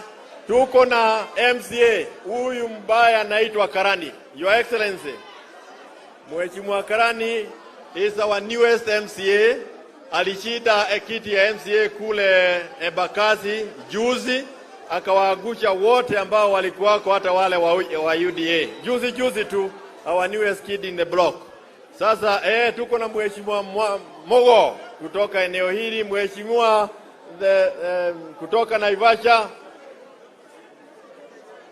Mheshimiwa Sare kutoka Nakuru, nitakumbuka jina yako hata wewe. Na wale wengine kule naona siwaoni. Senator Mara kutoka Kiambu yuko hapa. Ndio huyo. Damaris kutoka Kiambaa yuko hapa. Huko pale mzee mwenyewe, wote wako hapa. Na inaweza kuwa gumu yangu kusema wote, lakini tunasema ni shukrani kubwa sana kwenyu nyinyi kuja. Na iko Mwaura pale, Deputy Speaker wa Kiambu yuko pale, Kawajiro yuko pale, Chebesh yuko pale. Chebesh is also in the house. Thank you so much Mheshimiwa Chebesh. You will give us the vote of thanks, Chebesh. Kat Kiali. Kwa hayo mengi, na yule pia mpigieni makofi. Jina yake nitaipata hivi karibuni. Thank you so much. Kwa hayo mengi na machache, tuweze kuuliza tu waja wa WB, popular demand, inuke mkono. Huyo ndio wa NEC wa WD, sawa, asante sana. Thank you so much. Kwa sababu ya muda, I see you and I salute you. Kwa sababu ya muda, naomba tumuulize tu Mama Maisole Chomo kuja sema mawili hapa ya haraka, alafu tuweze kusikia wageni wetu kutoka vyama tofauti wakituongelesha, na nitawaita mmoja kwa mmoja kama vile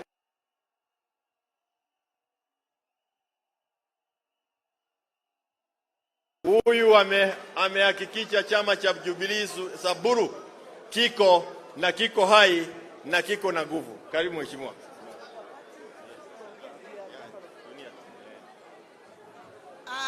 Mheshimiwa Rais wetu mstaafu Uhuru Muigai Kenyatta, baba wetu Raila Omolo Odinga, leaders wetu wote wa Azimio na wamama na delegate wa Jubilee, hamjambo?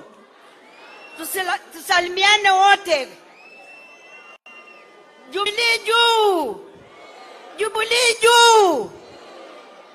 Yangu ni machache.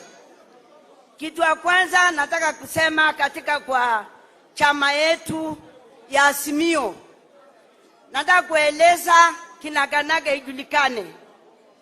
Sisi wana wa Jubilee, ile matisho ya maongeo ya maredio, ya ma TV, nataka kusema Jubilee iko masimamo ya ukweli. Hatuwezi kufuata wakora wa barabara. Kwa hivyo nataka kusema wale wako, tuko Azimio kama Jubilee, atutoki. Wale wakora tafadhali, ya ma TV, ya ma radio, ya kila pahali, tafadhali tusifuate. Sisi Jubilee chama inasimama imara na haturudi reverse hata kidogo. Hata kama tuna watu wawili tano, tutasimama na Jubilee. Rais wetu mstaafu Uhuru Kenyatta ndio party leader ya Jubilee na ndio party leader pia ya Azimio. Isikike tafadhalini. Mimi nataka kusema hivi. Kama mama, ninashukuru kwa ile kiti mlinipatia kama wanachama wa Jubilee. Ninasema asante. Nitafanya kazi kwa Kenya mzima, sio bali nusu, Kenya mzima. Na kila mtu anajua masimamo ya Maison ni gani. Si ya kutangatanga barabara, si ya shilingi 5. Kwa hivyo mnataka tu kusema hivi, tuchikilie njia ya Mungu iko. Na nataka kusema hivi, Mheshimiwa Rais wetu Uhuru Kenyatta, unajua mimi bado sijajua kama umeenda retire. Mimi nataka kusema hivi, jana wiki mzima nilikuwa Rome. Nilisamia Bob kwa mkono yangu. Hata hii mkono sikutaka kuosha, kwa sababu ile baraka ametupatia ni kubwa sana. Kwa hivyo nataka kusema wana Jubilee na sisi leaders, baba wetu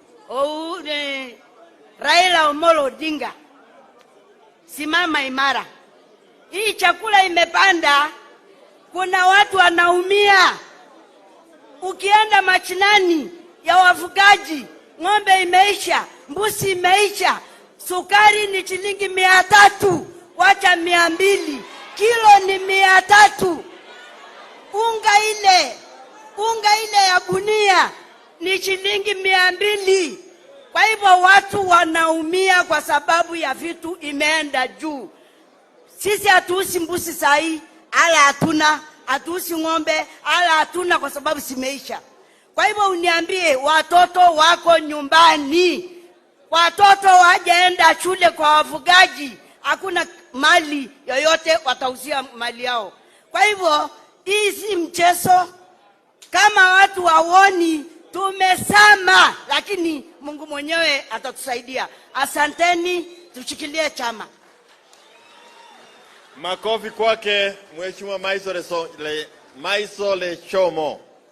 Nataka tuwalike viongozi ambao wametutembelea ili waweze kuongea kwa kifupi, na kabla hayo nimwalike kiongozi wetu kule bugeni. Mimi husema ni kiongozi ya walio wengi, kwa sababu kula yetu ya bunge bado ukiangalia website, Azimio is the majority party in parliament. Mheshimiwa Wandai, kuja utujulishe viongozi ambao wamekuja kabla tusikie vigogo wenyewe wakisema. Mpigieni makofi tafadhali. Mheshimiwa Wandai. Wana Jubilee oye! Jubilee oye! Azimio oye! Kiongozi wa chama cha Jubilee, Mheshimiwa Rais Uhuru Kenyatta. Kiongozi ya Azimio, Mheshimiwa Raila Odinga, na viongozi wote wa vyama tanzu wa Azimio, pamoja na wajumbe wa chama cha Jubilee, hamjambo tena. Mimi langu itakuwa machache sana. Nataka niseme kwa niaba ya wabunge wote, wa Azimio, wabunge la kitaifa, tumekuja hapa siku ya leo kujiunga nanyi wajumbe wa Jubilee, na tena kuthibitisha ya kwamba sisi kama Azimio Coalition kule bungeni tunatambua ya kwamba Jubilee ni chama tanzu cha Azimio, na ni chama kimoja kinaongozwa na Mheshimiwa Uhuru Muigai Kenyatta. Na vile vile tumekuja kusema ya kwamba ni jukumu la kila mwana Kenya na ni jukumu la kila kiongozi kuheshimu na kutii katiba ya nchi. And the constitution of this country dictates that we all have an obligation to protect and defend it. And yet we know under Article 4, Sub-Article 2 of the Constitution, that Kenya is a multi-party democracy. And therefore anybody, any person attempting to kill multi-party democracy by way of scavenging on political parties is enemy number one of the people of Kenya. Nataka nipongeze wana Jubilee kwa kusimama imara siku ya leo na kuwaonyesha wale walaghai, wale wakora ambao wanatumiwa kuharibu chama cha Jubilee kwamba hiki chama kina wenyewe, ikiongozwa na Mheshimiwa Uhuru Muigai Kenyatta. Na nikimalizia wacha niseme hivi, Mheshimiwa Uhuru Kenyatta, wewe ni kama mwana Kenya halisi, uko na rights zako. You have your rights under Article 38 of the Constitution. You enjoy your political rights in the same way all of us enjoy those rights. And therefore nobody should compel Mheshimiwa Uhuru Kenyatta kuachana na siasa. Lazima tuamue kwa kauli moja kwamba Mheshimiwa Uhuru Kenyatta aendelee na mambo ya siasa, na aendelee kuungana na sisi kama Azimio, aendelee kutusaidia kuongoza hii vuguvugu ili tulete mabadiliko kamili katika nchi ya taifa, nchi ya Kenya. Asanteni sana na Mwenyezi Mungu awabariki. May God bless you. Wacha nichukue fursa hii kutambua viongozi wa Azimio wako katika bungeni. Niko na naibu wangu Mheshimiwa Robert Mbui ambaye pia ni mbunge wa Kathiani kule Machakos County. Vile vile tunaye Senator Dan Manzo, Senator wa Makueni. Tuko na Mheshimiwa Basil wa Yatta, Mheshimiwa Basil kutoka constituency ya Yatta. Vile vile alishasauliwa Mheshimiwa Gladwell Cheriot, wewe huyu wa Kanu, simama tu wakuone. Mheshimiwa Cheriot kutoka Baringo. Tuko na Mheshimiwa Kamau wa Raila kutoka Murang'a. Wengine watambuliwa na Mheshimiwa Eugene Wamalwa. Asanteni sana na Mungu awabariki. Thank you very much. Asante sana. Nataka kumuita aliyekuwa governor kule pande ya Murang'a, Mheshimiwa Mwangi wa Ilia, akuje aseme na sisi. Karibu governor. Huyu wachezi. Jubilee.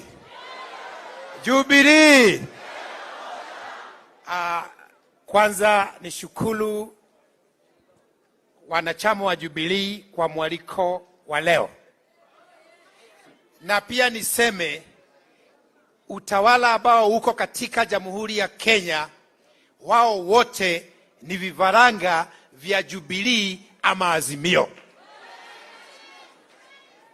Hiyo vita ambao unaona wakileta, wanajua ya kwamba walizaliwa, wakalelewa, wakanyonyeshwa, wakafundishwa na chama cha Jubilee. Wale ambao sio wa Jubilee walikuwa ODM. Kwa hivyo hii mambo ya kuanza kutuonyesha kama Jubilee ni nyoka, kama Jubilee ni nyoka, hata wao ni shetani. Kwa sababu si mtoto wa nyoka ni nyoka. Si mtoto wa nyoka ni nyoka. Kwa hivyo wale ambao wanaongea kuhusu Jubilee wajue kwamba wao ni vifaranga vya Jubilee. Kama Jubilee ni shetani, wao ni ibilisi. Hiyo nyingine, mimi niliingia Azimio kwa sababu ya asma moja. Watu wangu wanipige, wafanye nini, lakini kama kuna mtu anazama ukweli, sio huyo neighbor yangu, ni wa Iria. Jubilee ilisema kwa sababu ya ile shida ambayo ilikuwa Mount Kenya na sehemu zingine, Azimio, kuwe na one man, one vote, one shilling. Huyu mzee wakiandamana na mzee huyo mwingine rafiki yetu Uhuru Kenyatta walikuwa wameshikilia vile kutakuwa na usawa katika ugavi wa mali, na hiyo ndio ilifanya mimi niingie Azimio. Baada ya uchaguzi wao wenyewe wameingia Azimio, wameanza kusema one man, one vote, one shilling. Kwa hivyo wao ni wa Azimio number 1. Kwa hivyo hawana haki kuelekeza kidole cha lawama kwa Azimio at all. Nikimalizia sasa, mimi nitaongea na watu wa nyumbani. Sawa sawa, agekoro ujarie na inywe negatha muthikiririe na ti ucio ngwana hare urorokiro ri ugaga wendare akorwo Azimio, haja kuwa Azimio, haja kuwa ODM. Ni mara yake ya kwanza kuingia kwa serikali na kazi yake ni kututisha hapa. Huyo Gachagua, huyo Gasiedha, huyo Gasiedha, yeye haja kuwa mwanachama wa Jubilee, yeye haja kuwa mwanachama wa Azimio, haja kuwa mwanachama wa ODM. Aache kuleta confusion kwa serikali.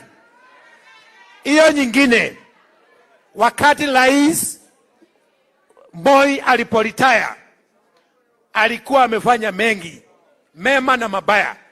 Alipoenda Rift Valley,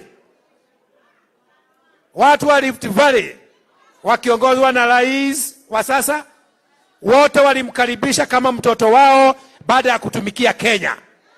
Sisi wa Kikuyu tunaelezewa ya kwamba Kenyatta akija tumchome na tumpige. Kwani tumekuwa watu takataka kutoka wapi? Munaambiwa kijana yenu mumalize na munachukua buduki, munachukua matuzi. Hebu nimuelezee. Sisi atejaria Gikuyu, dauga atiriri, hindi iria Moi aritaire ri na ni Moi ekite mega na moru ri na ni tumoiri karejini yothe ri na ni arata itu ri mamwamukirire mucii makiuga ni mwana wao, mamutwaragira music etiguo magatwara thenge na makamurugira thubu tondu ni wao. Twauga ni ahitetie matwiraga aca, no ithuĩ rĩu magatwĩra ũrĩa warĩ witũ president ainũka mũciĩ tumutwire mata tumumene na tumunyarire. Kae Gikuyu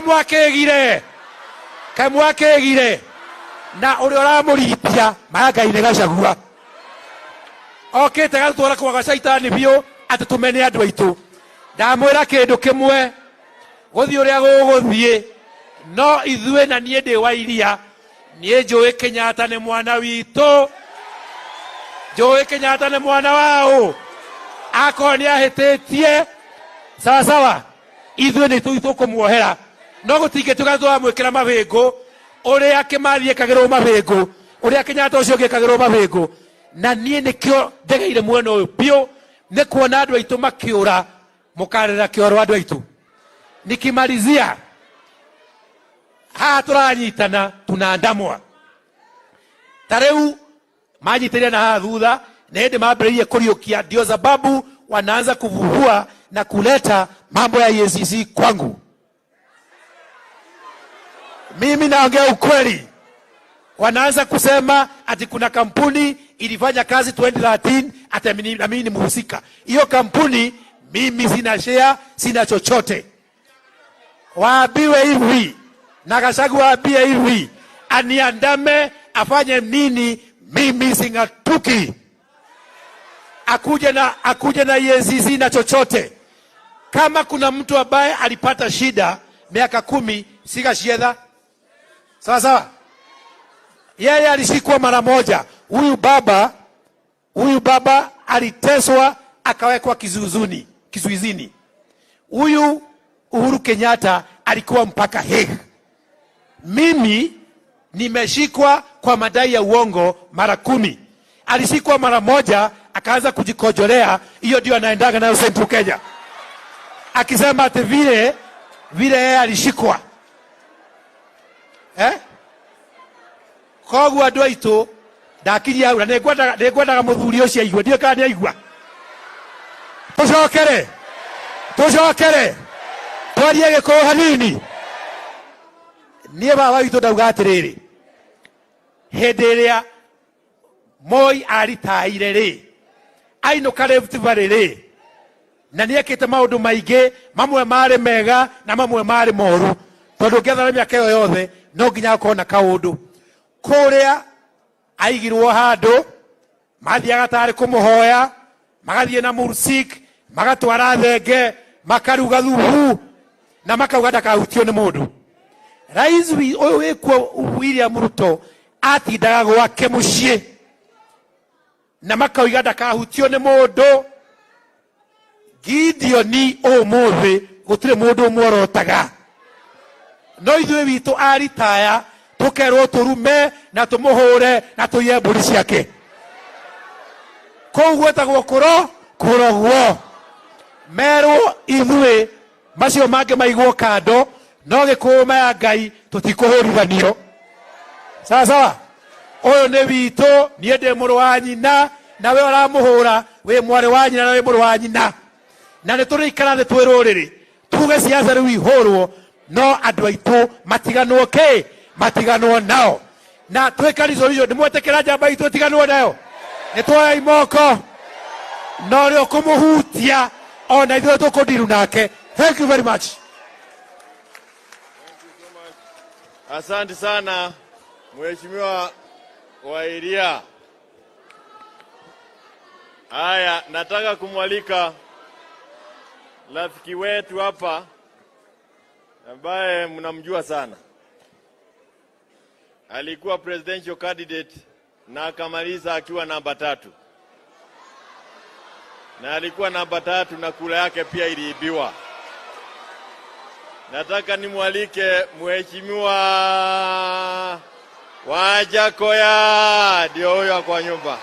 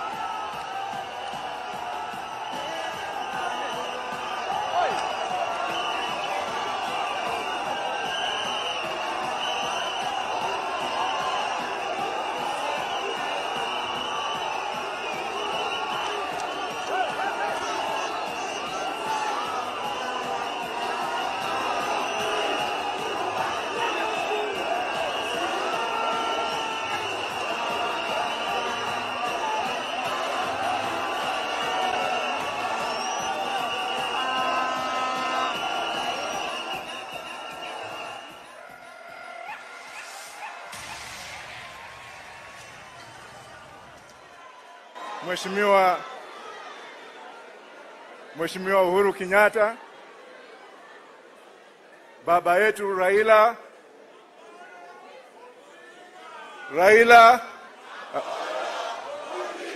tena ningependa kusema machache sana siku ya leo. Mimi nimeona yule mtu ambaye alikuwa anakaa kuwa rais wa nchi, ile walking style ya Uhuru Kenyatta. Semeni walking style ya Uhuru Kenyatta. Ile suti yake, jamba, maongeo ni a statesman.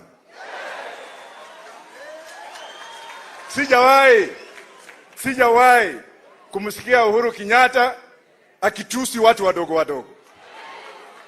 Sijawahi kusikia Uhuru Kenyatta akijiingiza mambo ya domestic affairs ya nyumba ya mtu mwingine.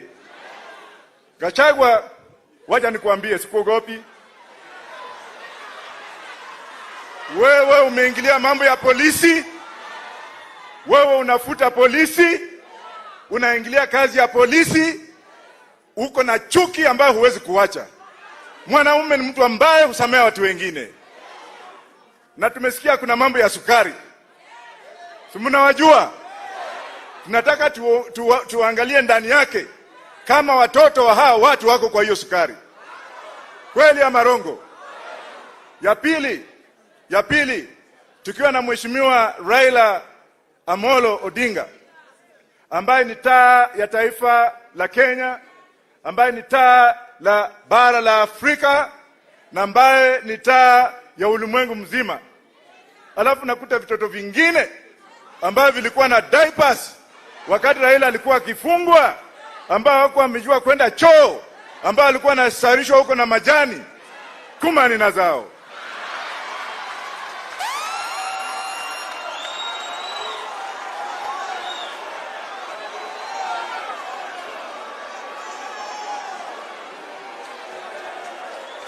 Na mimi nataka niambie Bwana Ruto, na mimi tena nataka kurudia kumwambia Faruk Kibet ya kwamba yule daktari ambaye anawadanganya kwamba ataleta Wajakoya kwa hiyo pati yao, kumani na mama yake.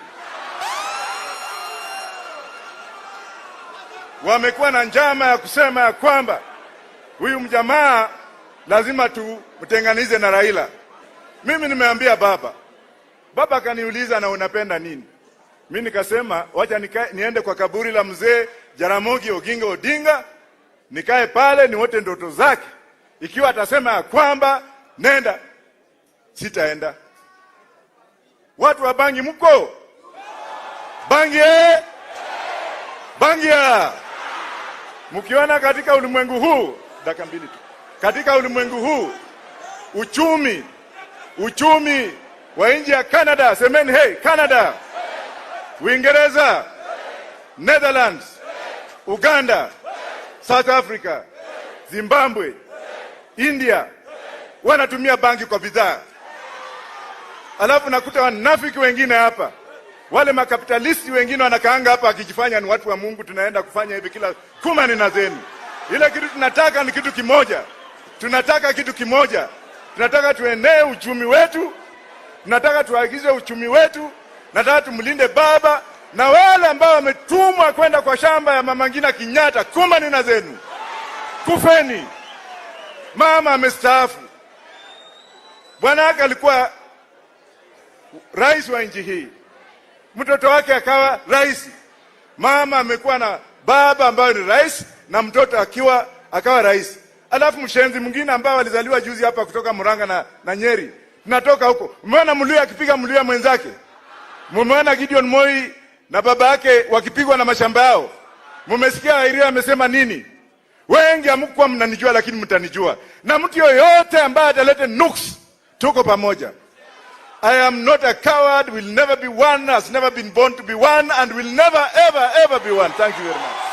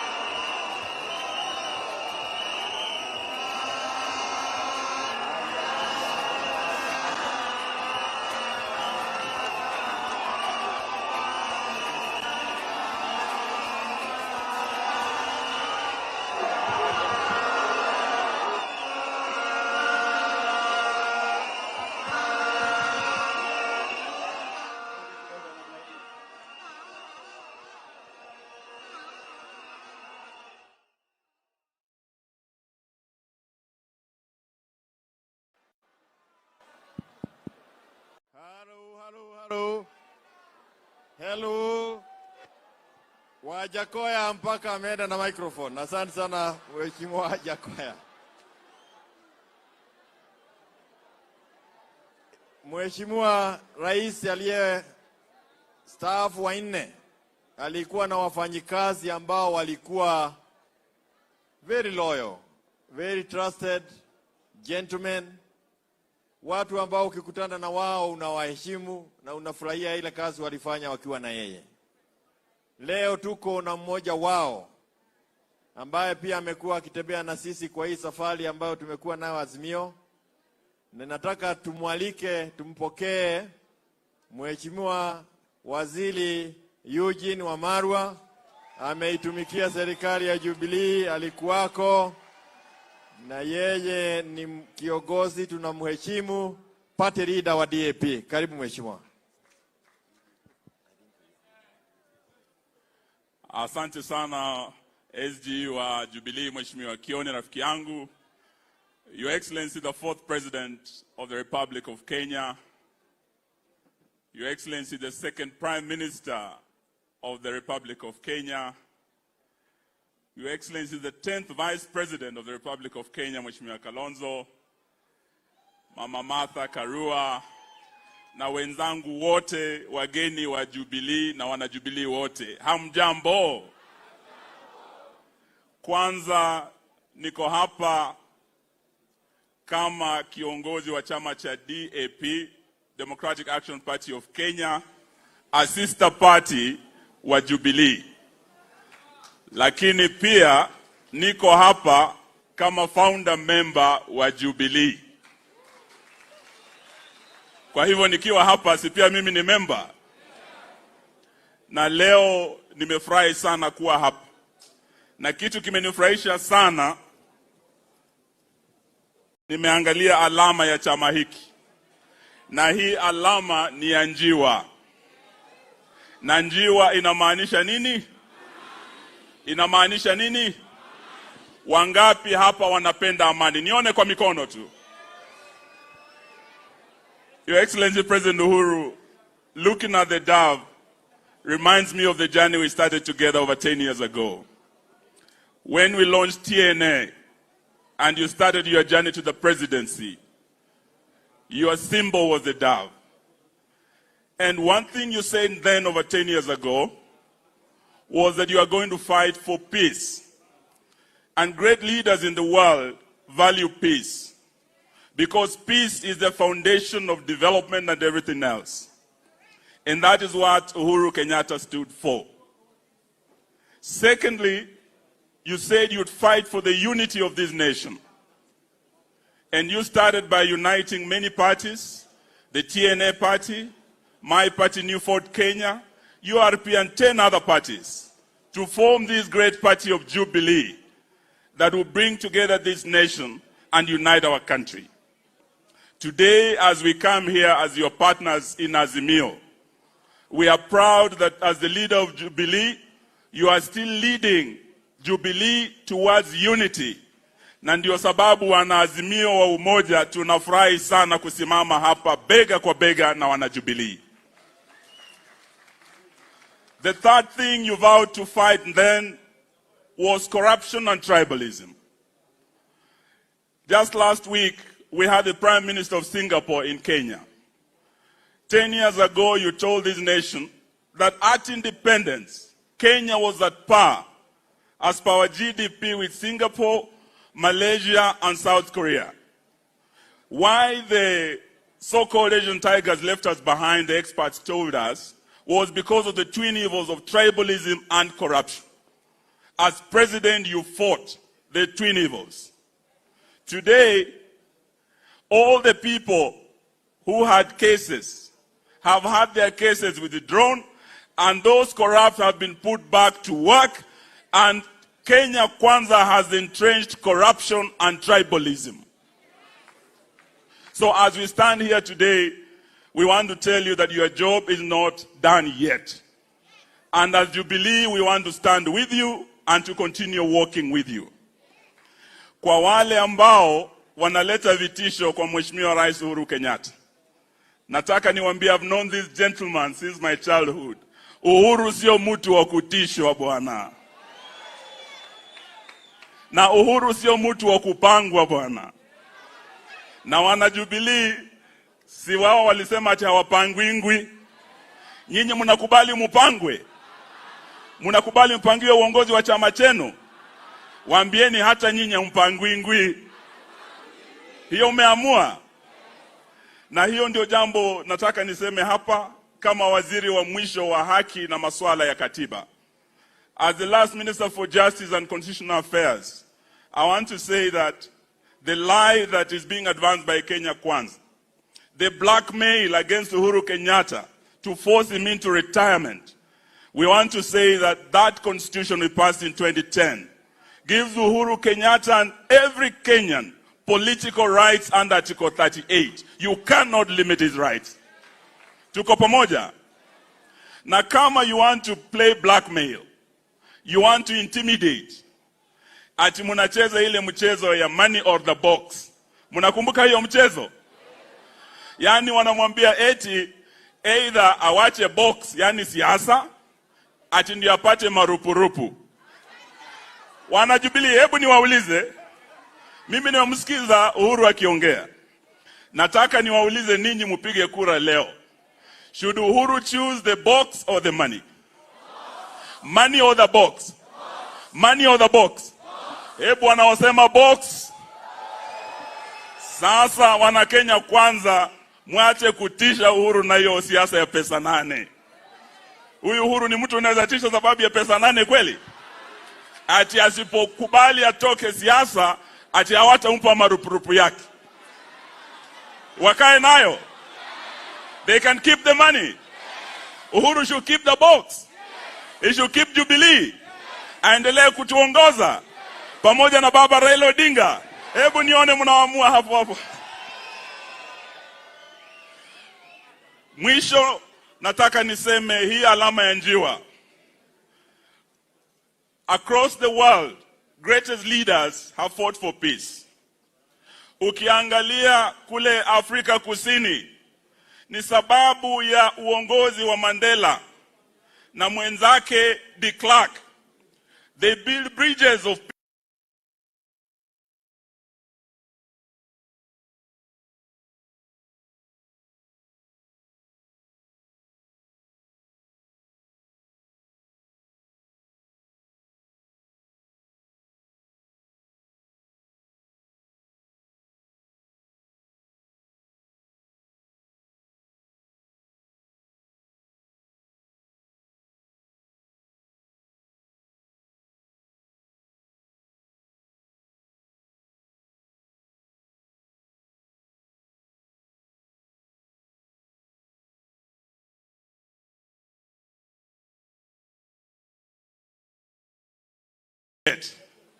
That is how great leaders lead a country. You cannot lead a country through vengeance.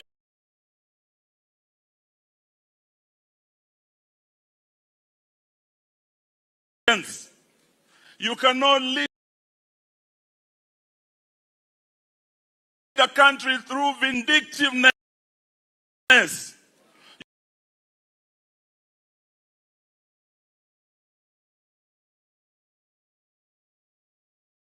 You cannot lead a country through vendetta.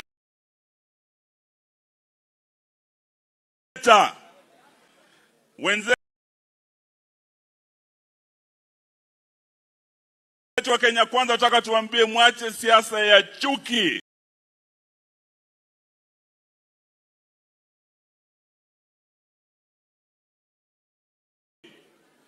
Kuingilia shamba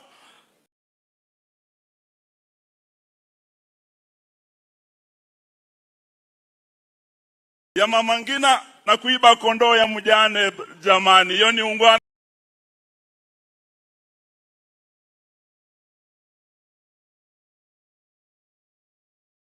kweli?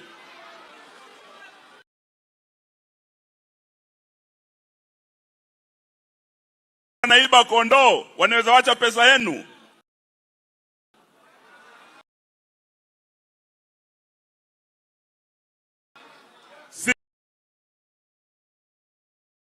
Sisi leo tunataka tuseme Kenya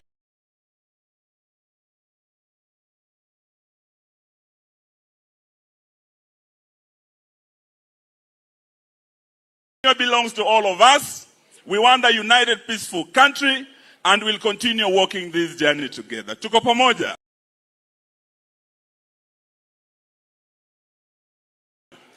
Mwisho, we are here to defend multi-party democracy.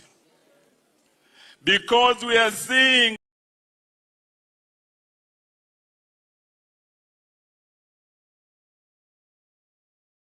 Kenya Kwanza introducing the King Herod spirit.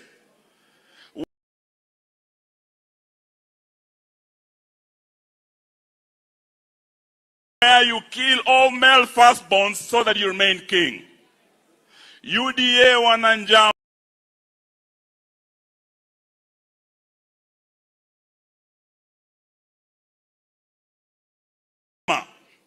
ya kuwa vyama vyote eti tubaki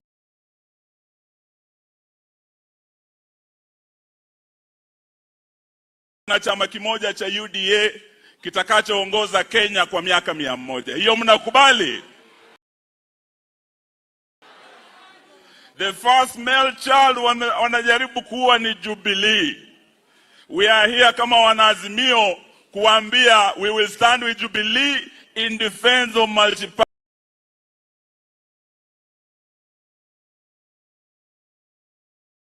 democracy. And we want to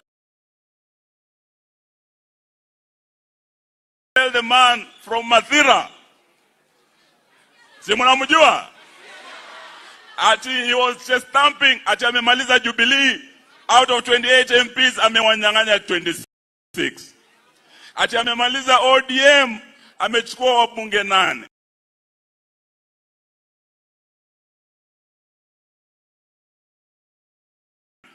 Hata chama changu cha DAP, Mheshimiwa Rais, nimevamiwa 2 weeks ago. They tried to cause a coup in the neck.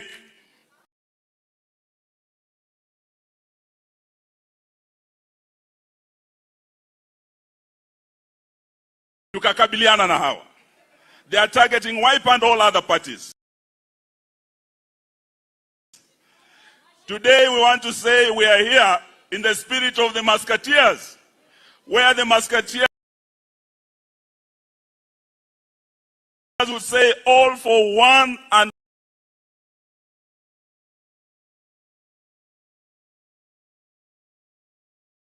one for all. Wewe ukiguza Jubilee umeguza Azimio. Azimio is Jubilee and Jubilee is Azimio. Tuko pamoja. So we are here to say no to the attempt by Kenya Kwanza to turn back the clock, to return Kenya to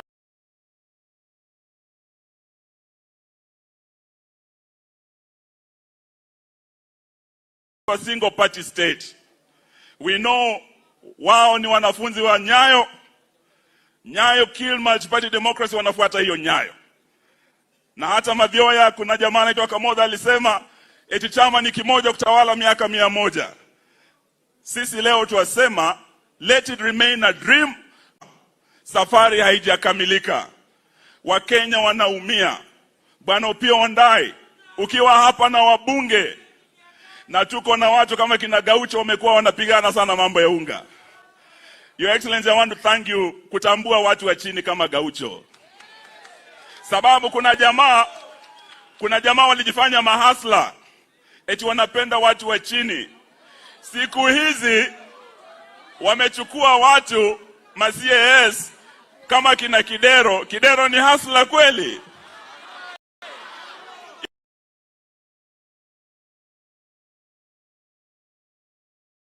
Ile pesa yenu ambayo wangepea Gaucho wanapea Kidero kwa CAS. Mheshimiwa Rais, wewe shika hii watu wa chini. They were taken for a ride. Kenya Kwanza has become a boulevard of broken promises and lies. Na sisi baba ametembea na huyu Gaucho. Ukimnunia lunch Mheshimiwa Rais, kumbuka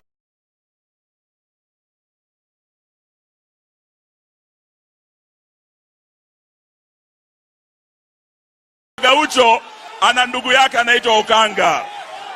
Tafuta Okanga pia umnunulie lunch bwana. So nawashukuru sana. Mungu awabariki wana Jubilee. The journey still continues. Our MPs, ile bili inaongeza mambo ya ushuru. Tunataka wabunge wetu wapinge wasipinge. Wabunge wetu wapinge wasipinge. Ili wasiongeze ushuru, si ndio? Walisema eti Uhuru aliongeza ushuru na Raila na handshake. Sasa si wao wako pale.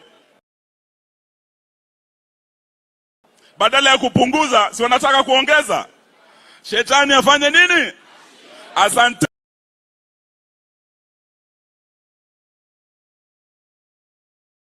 Mungu awabariki. God bless you. Pigieni Mheshimiwa Waziri Eugene Wamalwa makofi. Thank you so much. Mambo ameanena ni mazito mazito.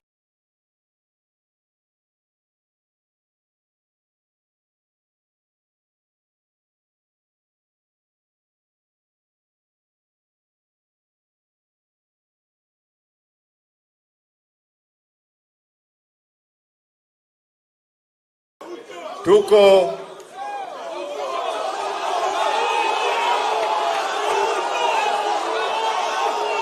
Wenga ucho kuja hapa. Kuja hapa.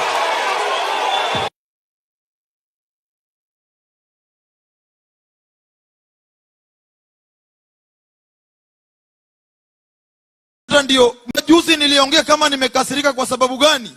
Yes, mimi sio mtu wa ODM, baba yangu ni Raila Odinga ndo na defend.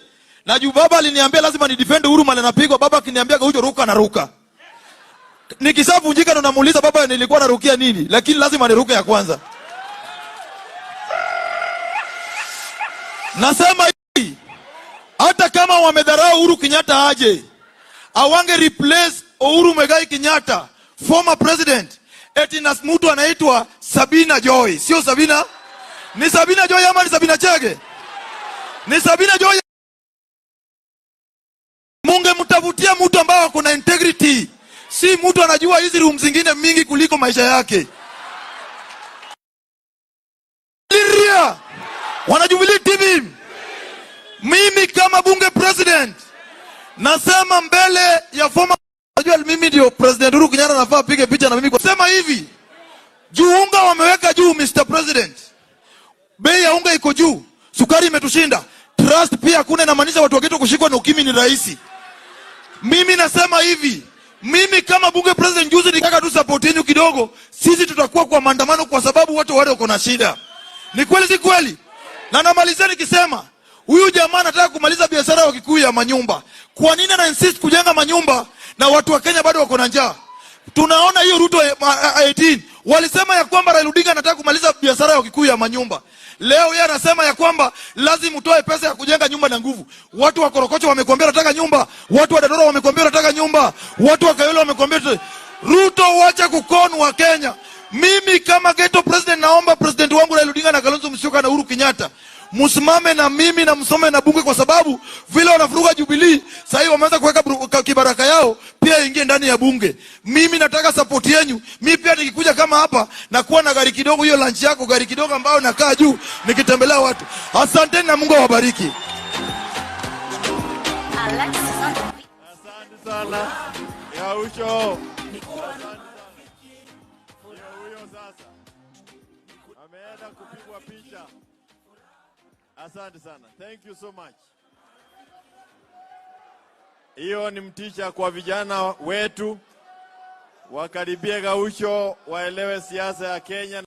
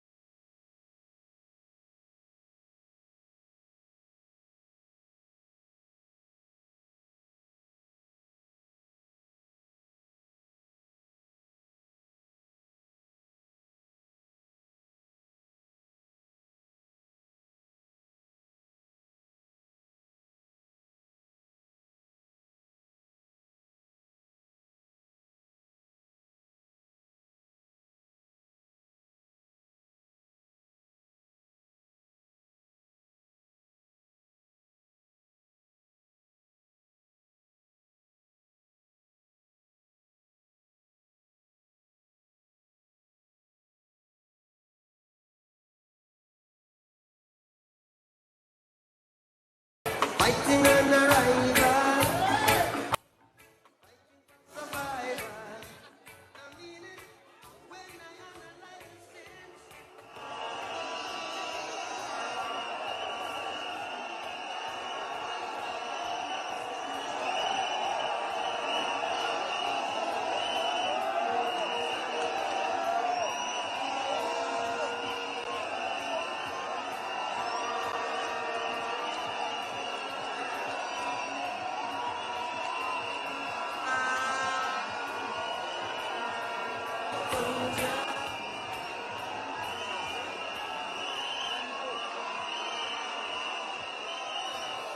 Thank you.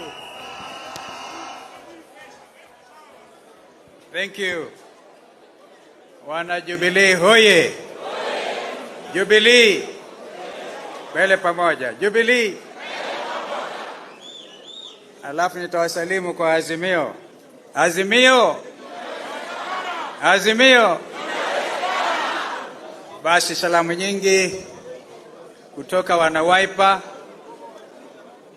kwa ndugu yetu Rais wa awamu ya 4 wa Jamhuri ya Kenya, na ambaye pia ni kiongozi wa Jubilee, na ambaye pia ndiye mwenyekiti wa coalition yetu Azimio, ndugu Uhuru Muigai Kenyatta. Tumekuja leo kimakusudi kabisa, hata kama hatukukaribishwa tungekuja, lakini mwaliko wenyewe ulitoka kwa sababu tunajua kwamba kikao hiki cha leo kina umuhimu mkubwa kabisa katika historia ya nchi yetu ya Kenya. Vile wenzangu amezungumza, aswa Mheshimiwa Eugene, juu ya katiba, rights chini ya katiba yetu, katiba 2010, na vile vile pia Wandae waligusia swala hili vizuri zaidi. Naomba nikariri kwamba under Article 38 there are certain inalienable rights. One such right which is inalienable is a right to self-determination, recognized as such worldwide even under the UN Charter. And so, under the African political rights as well, and this is an active member as a country, you cannot deprive a Kenyan of their inalienable right, and one of which is the right to hold political opinion. Nitarudia kusema kwamba Mheshimiwa Uhuru Kenyatta astaafu na asahau mambo ya siasa, na mimi am older than him. What are you telling me? Azimio. Azimio. Jubilee. Because this is it. We have freedoms which are not even negotiable under our Constitution 2010. That's why we came. Tumekuja ndugu Uhuru na ndugu Raila, my sister Martha, my brother Eugene, my brother Wajakoya, and our brother Gideon Moi ascend Wanaina. Wanaina kuja hapa bwana. Nadhani atasema tutingize. Atasema tutingize. So that you can know familia ya Azimio tuko pamoja. I don't know whether you want to bring that greeting. Ama sema hiyo namna moja tu, 1 minute. Ni Secretary General wa KANU. Do you have the voice? Please come. Kama Gaucho alitumia hata Wanaina atumie bana. Asante sana. Mimi kwa majina naitwa George Wainaina, na mimi ndio Secretary General wa chama cha KANU. Na nimeleta salamu ya chairman wangu Bwana Senator Gideon Moi. Na sababu mimi na Bwana Kalonzo chama cha KANU tuko kwa oka ambao tuko Azimio. Nataka kusema tuko Azimio ndani. Lakini kabla sijakaa, Bwana Mheshimiwa, ningetaka kuongea na hii watu yetu. Twarie. Ambe joli atiriri. Todo hehede mwe twathiururukaga na Moi aritaite tukifika Gatibari. Hede one kureithia twareithagia. Riria turari na Kibaki tukwamuriithi tukimwera kurari ni ngobu turahuraga. Na riu urimu uyu ithue twi naguo tuhana andu a ruriri wa kuga ati Mheshimiwa Uhuru aikarage muciiri. Turenda ikarage mucie kage atia? Turenda ikarage mucie kage atia? Arege gukorwo na ithue tuhinyiriirio uguo tuhinyiriirio mothi. Etigua Muthuri Jamba ngwenda gukwira atiriri ona mai mege ko ni mahoragia mwaki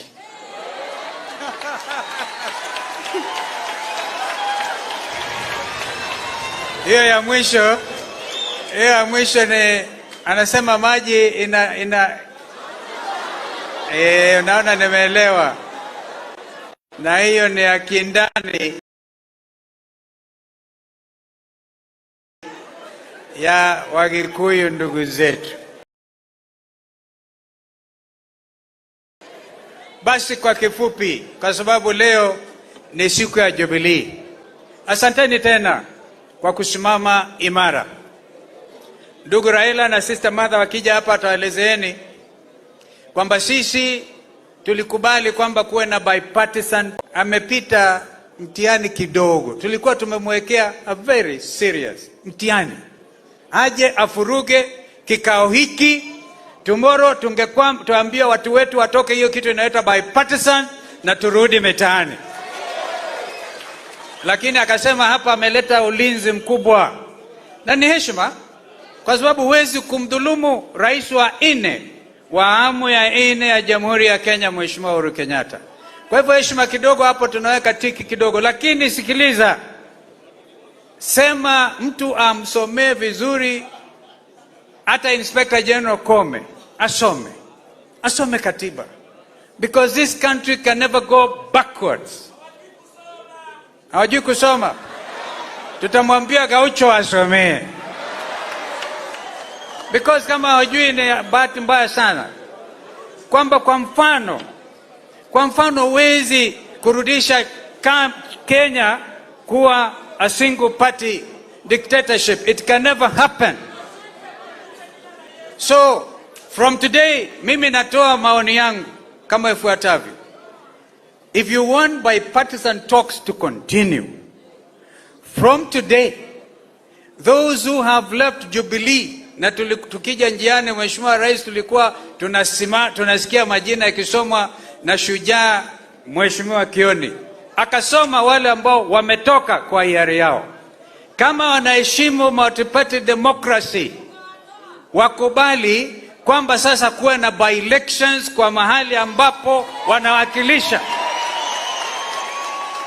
Kama vile Raila alifanya one time, alipotoka I think Ford Kenya alienda NDP, na watu wa Kibera ama Lang'ata that time wakafanya by-election. Hii ndio heshima ya katiba yetu. Lakini tukisikia kutoka hapa kwamba Kenya kwanza, wanasema wataenda wafanye wale wengine ambao wamejitumua kwa chama, wafanye delegates yao, wajue hakuna bipartisan talks. Sisi tutaachia hawa wajue they don't believe in plural democracy. Tutajua hiyo wazi.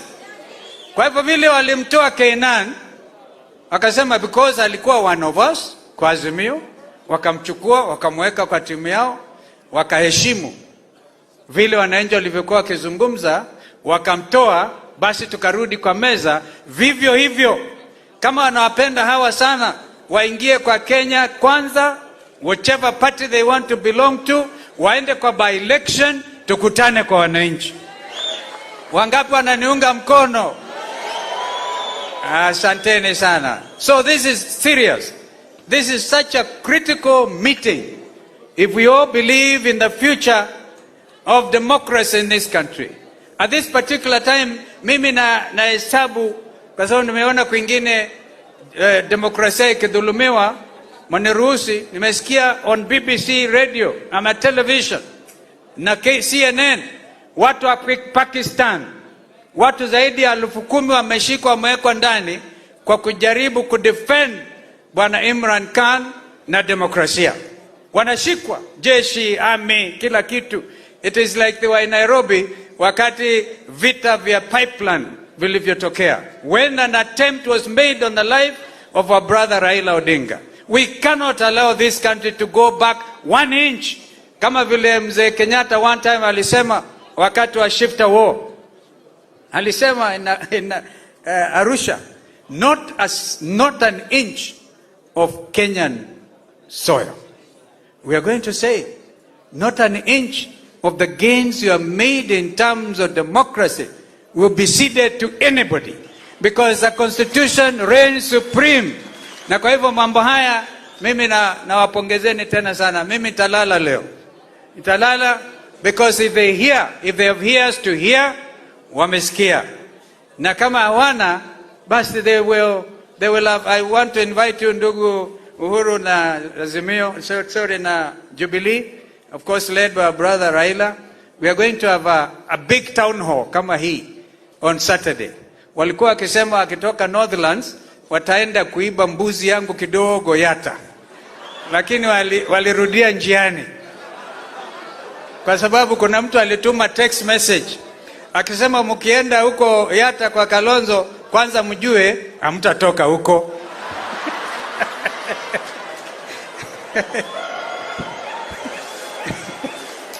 Na tena mkijaribu mjue mtakuwa slaves, kazi yenu ni kufanya fencing na kulinda hiyo mbuzi na kondoo. Wakaogopa hakufika. Nikasema kuna malaika wanalinda. Kuna malaika analinda nchi hii. Na nchi hii kamwe haitarudi nyuma. Kwa hivyo mimi nakushukuru sana ndugu, because honestly you cannot touch the political rights of any Kenyan. And I'm told this matter was actually even canvassed before the courts of law. Kwa hivyo waache kutisha watu. We all belong to this country. Those who believe Kenya is a limited liability company, wajue that Kenya is for every Kenyan. Haiwezi kuwa ni Agachagua kusema you belong to his company and therefore you get dividends only to watu kama hawa. Mungu amefanya maajabu yake, akawavichua mpaka onekana pengine hata hawakuenda shule properly. You cannot talk like that in a day and age as this, and you stand and poromoka na maneno kama hayo. Unahitaji maombi.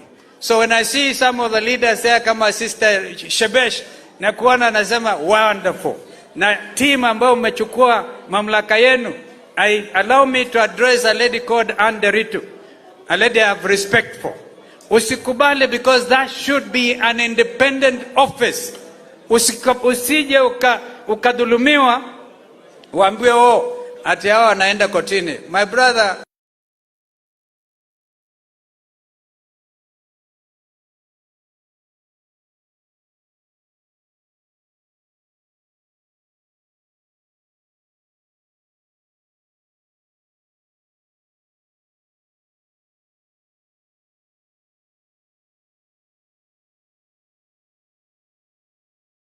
political party.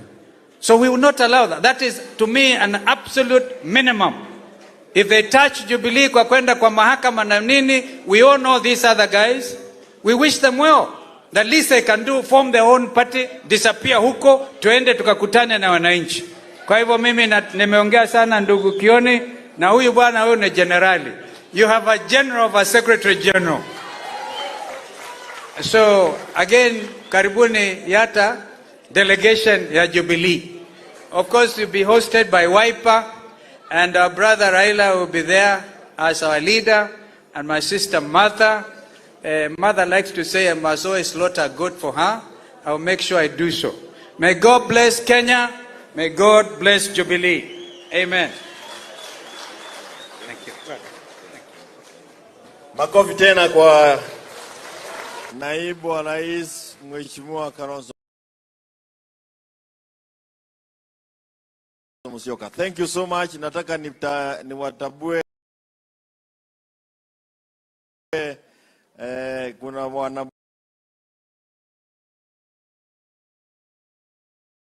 bunge wanaitwa Kembe Jukoa Buduki, Songa, Omoshi Wanawa, Nuru Okanga. Hao wote wako nyumbani, we recognize you. Pia nitabue watu kama Kagai, Rama, Nyambura, Magi na wengineo, Wagichogomwa, hao wote ambao wamekuwa wakipigana vita kali wakati amekuwa na sisi kwa Azimio. Alikuwa mgombea mwenza wa Raila Amolo Odinga, Mheshimiwa Martha Wangari Karua. Yeye pia ako na wimbo ambao anasema Sitasimama maovu yakifanyika. Karibu sana. Acha niwaimbishe kama hawajui. Niko njaa hata siwezi karanga. Oe hae shagala bagala. Niko tayari kulipa gharama. Sitasimama maovu yakitawala. Sitasimama maovu yakitawala. Asanteni. Jubilee oye! Wananchi oye! Azimio! Azimio! Tusisahau ya kwamba that Jubilee is one house, Azimio is the larger house. Na ndio nikaja leo na kofia ya NAK Kenya. Ndivyo mkumbuke NAK Kenya is a member of Azimio Coalition. Mheshimiwa Rais wa 4 wa Jamhuri ya Kenya, Uhuru Muigai Kenyatta, Mheshimiwa Raila Amolo Odinga, kiongozi wa Azimio na mtu ambaye tuna imani ndiye alichaguliwa rais wa 5. My brother Mheshimiwa Kalonzo Musyoka, Mheshimiwa Eugene Wamalwa, Mheshimiwa Mwangi wa Iria, Mheshimiwa Wajakoya na Mheshimiwa Kioni na viongozi wote. Tuko hapa leo kwa ukoo wetu. We are here because Jubilee is a part of Azimio, an integral part of Azimio. Tumekuja kusimama nanyi, mumekuwa mkiingiliwa, mkitishwa na hata mkutano wa leo mkanyimwa Bomas of Kenya. Na mlikuwa mkipelekea Bomas of Kenya pesa, money that they need because they are not doing well financially. The loss today is not to Jubilee or Azimio. The loss is to the Bomas of Kenya, which was prevented from being professional, behaving professionally, and hosting this NDC. It has been said, and I want to re-emphasize, ukigusa Jubilee, umeguza Azimio la Umoja. You touch any one of us, you touch all of us. Na hizo bipartisan talks ni kama kuongea na neighbor wako mukishindana sababu ya mpaka, boundary issues. Na huyo neighbor aanze kupiga bomu kwa msingi wa nyumba yako. Touching Jubilee is bombing the foundation of a house called Azimio la Umoja. We shall not let anyone play around with constituent parties of Azimio. Na nataka ijulikane ulimwengu wote. Sio waasi ndani ya Jubilee wanataka kubomoa Jubilee. Ni William Ruto anataka Jubilee.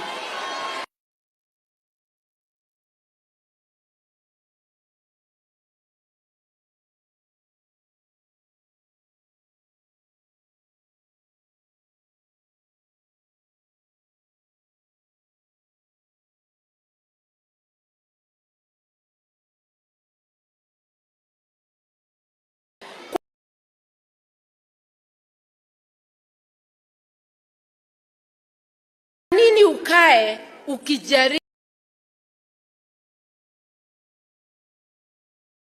kubomoa nyumba za wengine? Kama umetongoza members and they want to come to your party, warudishe kwa kiwanja wachaguliwe wakiwa kwako.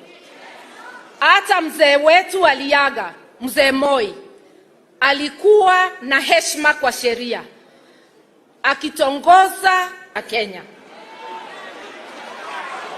That is the great shame of this nation.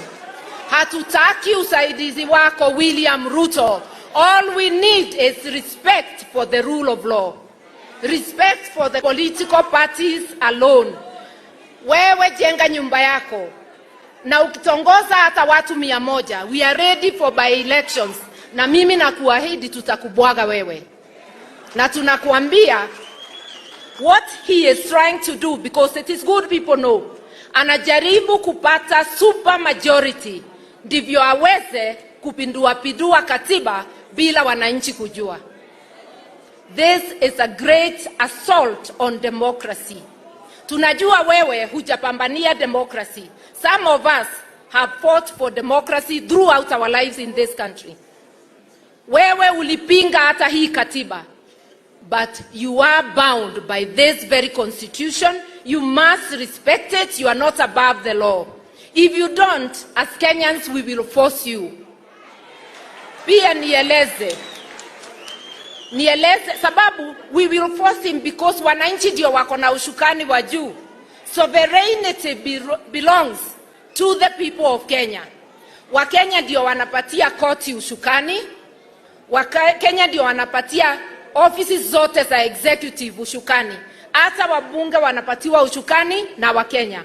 Na ushukani wa Mkenya hauondolewi. Unaweza bypass hao wote umbepatia ushukani. We can exercise our sovereignty directly. Nataka kusema juu ya bipartisan. Ni kweli tulikubali kuketi kuongea. Lakini maongeo gani kama utaendelea kuingilia nyumba ya Azimio? Watch out. You continue to assault the house of Azimio by assaulting its constituent parties. There will be no talks. That will be the result.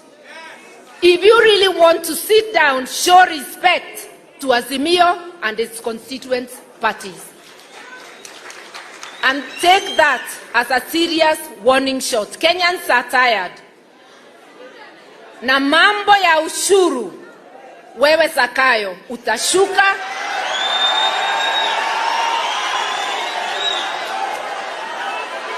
Utashuka, na usiposhuka Wakenya watakushukisha. Watu wengi wanalala njaa, hawawezi pata chakula ya kutosha. Watoto hawaendi shule. Vijana wengi hawana ajira. Na ile tu unafanya, unataka kuweka ushuru hata kwa hewa ile tumepewa bure na Mungu. Ukisikia kinara wangu akisema punda amechoka, utakuja kuelewa hiyo ni kusemaje ukiendelea vile unaendelea. Mimi nikimalizia nataka kusema hivi.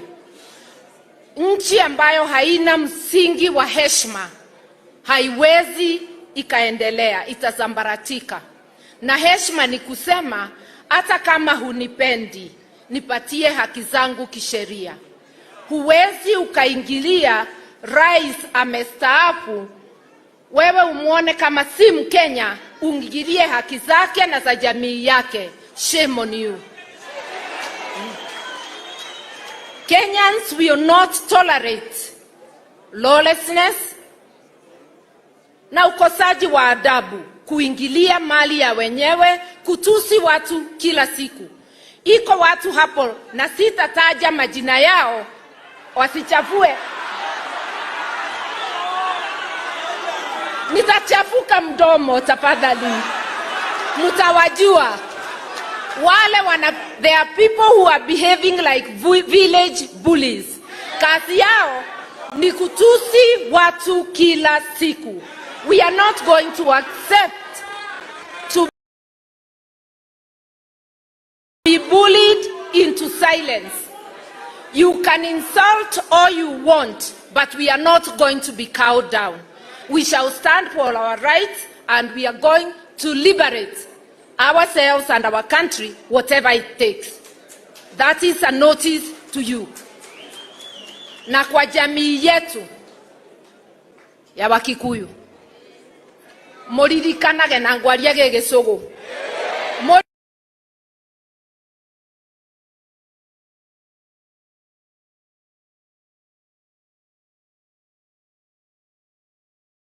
That we have become worse than hyenas. How can you go to attack the property of one of us? we want you to respect not just the properties of those who belong to our community, but of every Kenyan. Because a nation without the rule of law cannot stand. Mimi naomba, wewe vijana mnapotoshwa, msipotoshwe tena. We shall live in harmony, na hata tukishukisha Zakayo, tutamshukisha in harmony. Aende nyumbani in harmony, na Kenya iendelee in harmony. Sisi si watu wa fujo. Sisi ni watu wa kufuata sheria na amani. Iko kijana yangu moja aliongea hapa, na nimemwambia nitamkosoa kidogo. Hata ikiwa ni mtu ametukosea, awe mama awe baba, tusimuingilie kimaumbile, tuingilie vitendo yake. Na hiyo ni kusema sio leo peke yake, kila siku. Hata akiwa ni mama, please stop yourself from issuing any criticism or insult that is gender based. Sababu utakuwa utatusi hata wale tumeketi hapa bila kujua. Kama ni mwanaume pia hatutamuingilia kimaumbile, tutamuingilia kulingana na vitendo yake. Kwa hivyo, long live multipartyism, long live Jubilee, and long live Kenya. Asanteni sana. Asante sana. Thank you so much. Makofi kwa mama, makofi kwa mama. Ili tuweze sasa kuinuka, tumukaribishe Raila Amolo Odinga, the people's president. Sasa ni wakati wako. Wapi wimbo yetu?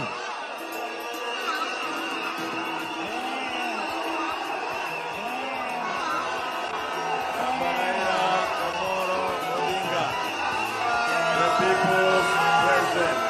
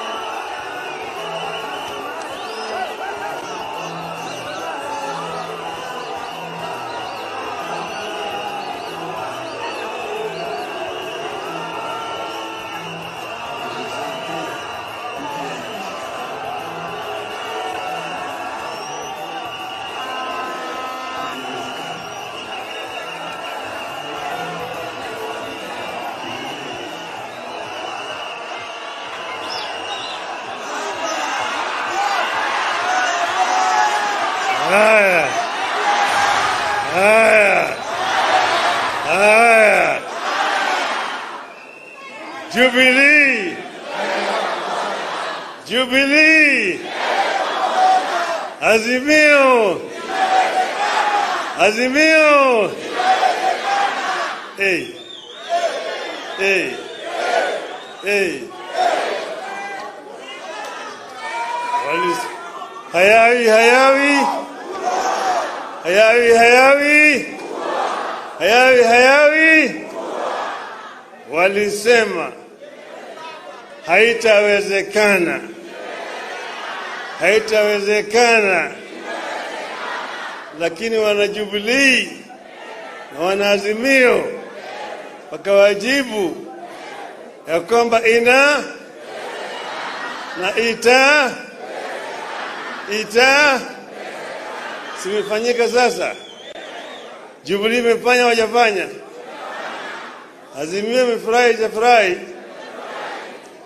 Sisi tumekuja hapa kama wanaazimio kuunga mkono ndugu wetu hapa wa Jubilee.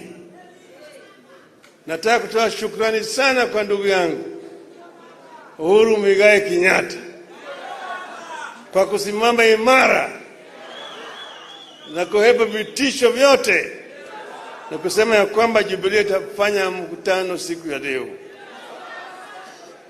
Sasa mimi nimesimama hapa kama mwanaazimio.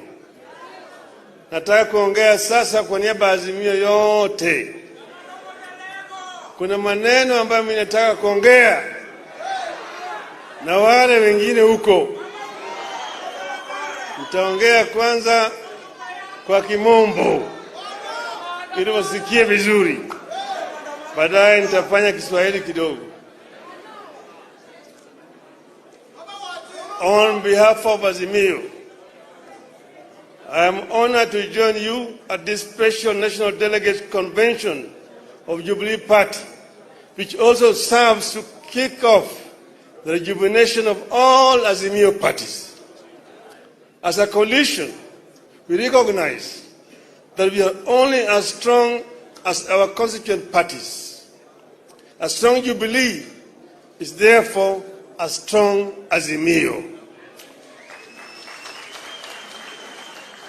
Two, let me take this early opportunity to thank members of Jubilee Party for the passion with which they embraced my campaign and the votes they cast for me as presidential candidate in the face of monumental fraud and lies.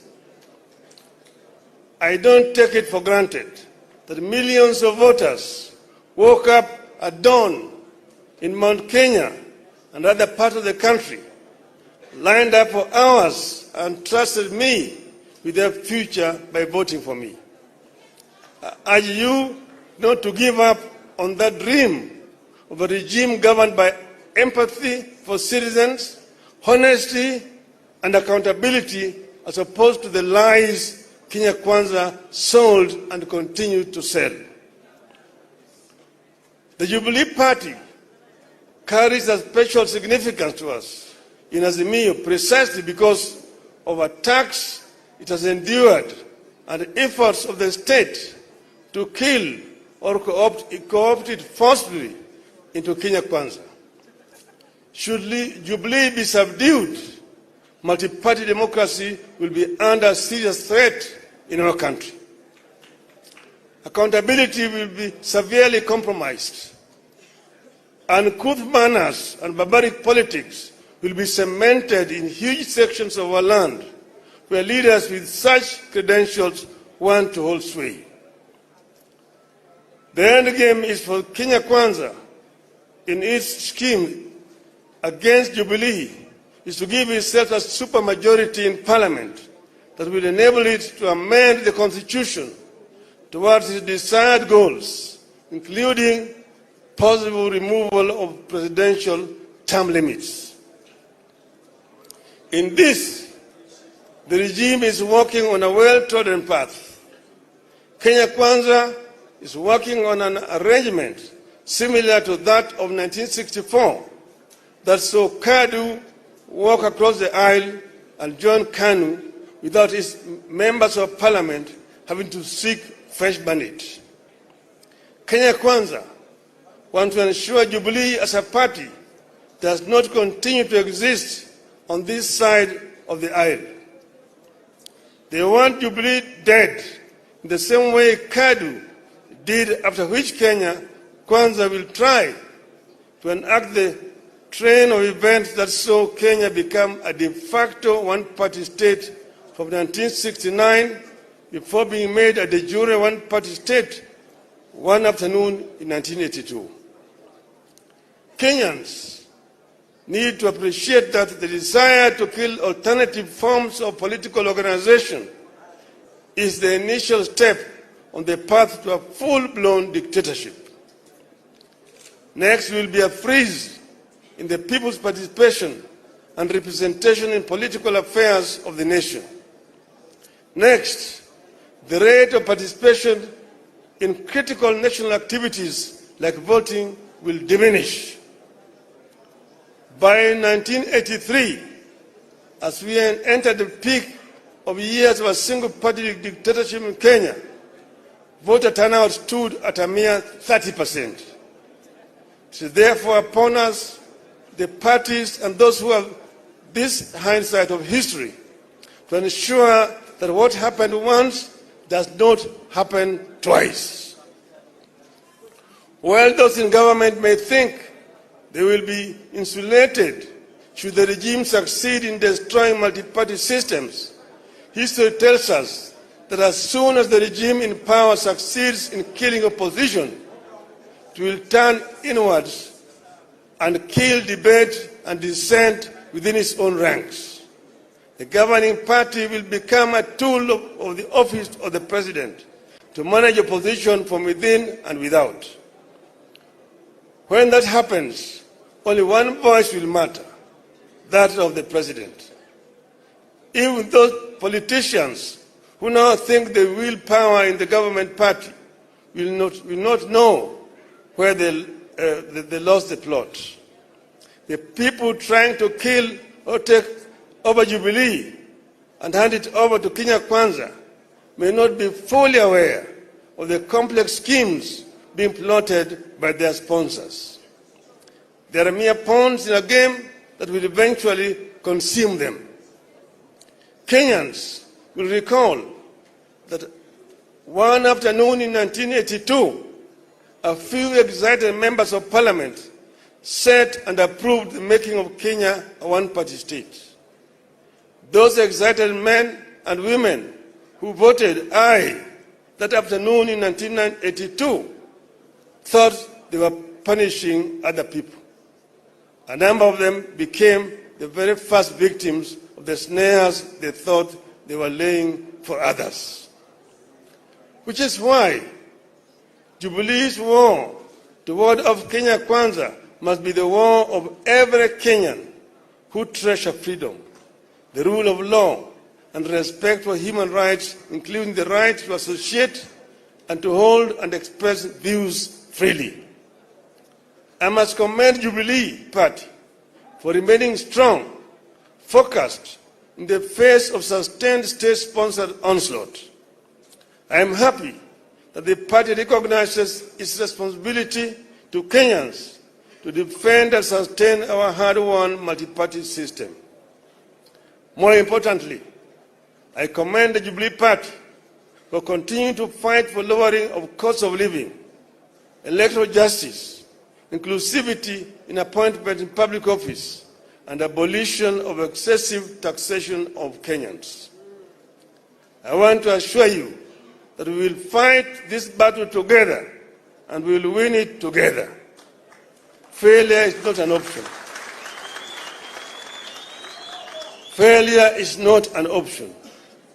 As we push for respect for political parties, I want to make a heartfelt call on our country to respect leaders who have served our nation and handed over the baton to others.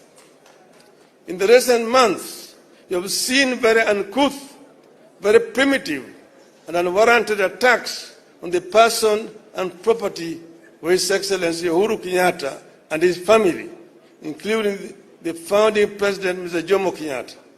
Shame on them. Nothing could be more uncouth than what we have witnessed in this regard, especially when it comes from men and women who call themselves leaders, who expect to be respected once they retire, unless they plan to die in office. I must commend my brother and our fourth president, Uhuru Kenyatta, for the dignity and decorum with which he has borne the insults and abuses for the sake of the stability of the nation, the peaceful coexistence of Kenyans, and the dignity of Kenya's presidency. I personally thank Uhuru for choosing to fly high when they have hit an extreme low. I call for respect of retired leaders, not because Uhuru is with us in Azimio. I say it because it is what I believe in. It is what civilized people should do and believe. It is what happens in civilized nations.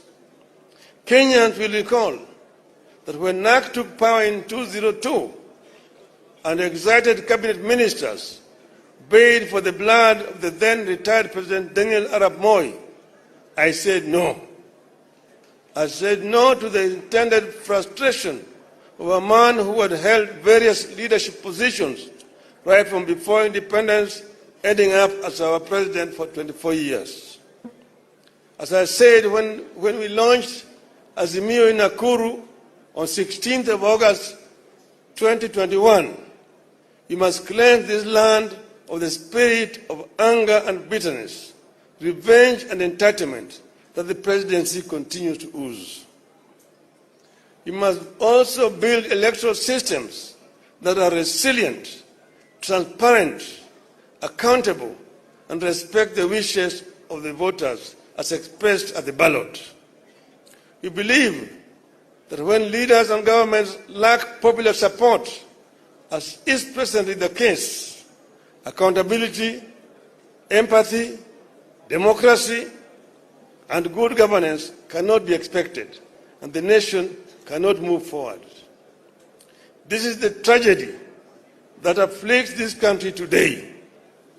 It is reason enough for that well-known primitive voice, for that well-known primitive voice in Kenya Kwanza to stop losing sleep over an imaginary handshake.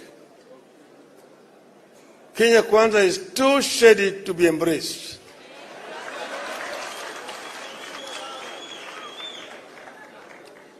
That is why we have agreed to give dialogue a chance.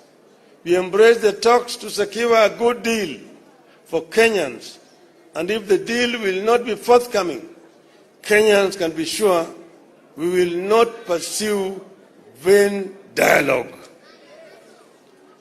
Those who want to take over Jubilee are the same ones who live in the mortal fear over their positions and political future. They are the ones living in the nightmare of a handshake nobody is interested in.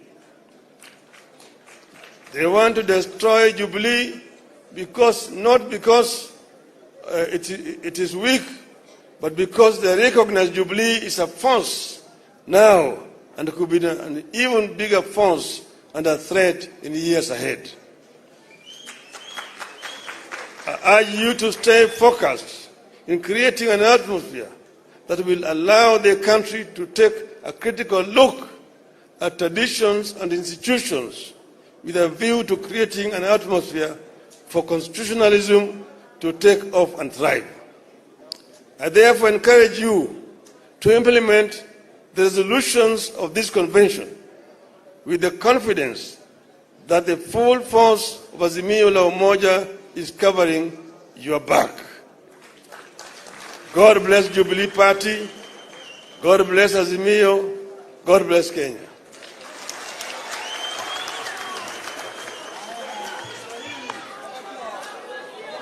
Haya. Sasa nitasema kwa muktasari. Swala nyeti ambayo tuko nayo hapa, kwanza ni mambo ya gharama ya maisha ambayo imepanda sana. Pili, bei ya unga imepanda, bei ya mafuta imepanda, bei ya sukari imepanda, hata karo ya shule imepanda na kodi ya nyumba. Sasa njia hiyo wanataka kuongeza ushuru. Juzi niliwaambia kwamba punda imechoka. Punda imechoka. Niliwaambia ya kwamba Wakenya hawawezi tena kumudu ushuru zaidi. Ile ambayo wanatozwa wakati huu nataka yapunguzwe. Manake Waswahili walisema ati kibebacho kikivuja nafuu kwa mchukuzi. Kwa hivyo mambo gharama ya maisha tutazidi kupigana juu yake. Pili ni mambo ya uchaguzi, mambo ya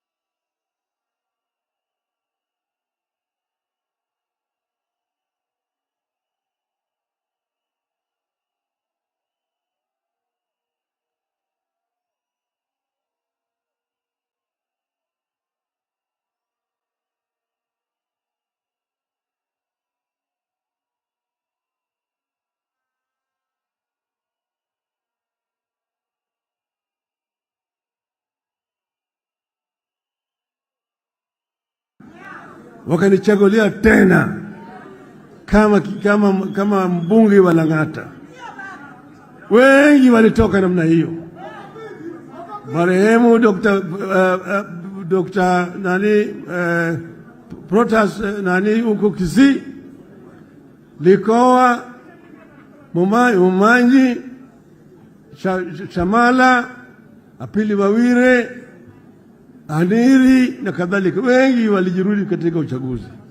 Kwa hivyo tunasema badala ya kuchukua Jubilee uende naye katika Kenya Kwanza, toka kwenda peke yako, nasimama na chama ya Kenya Kwanza au UDA, tuonane na wewe kwa kiwanja.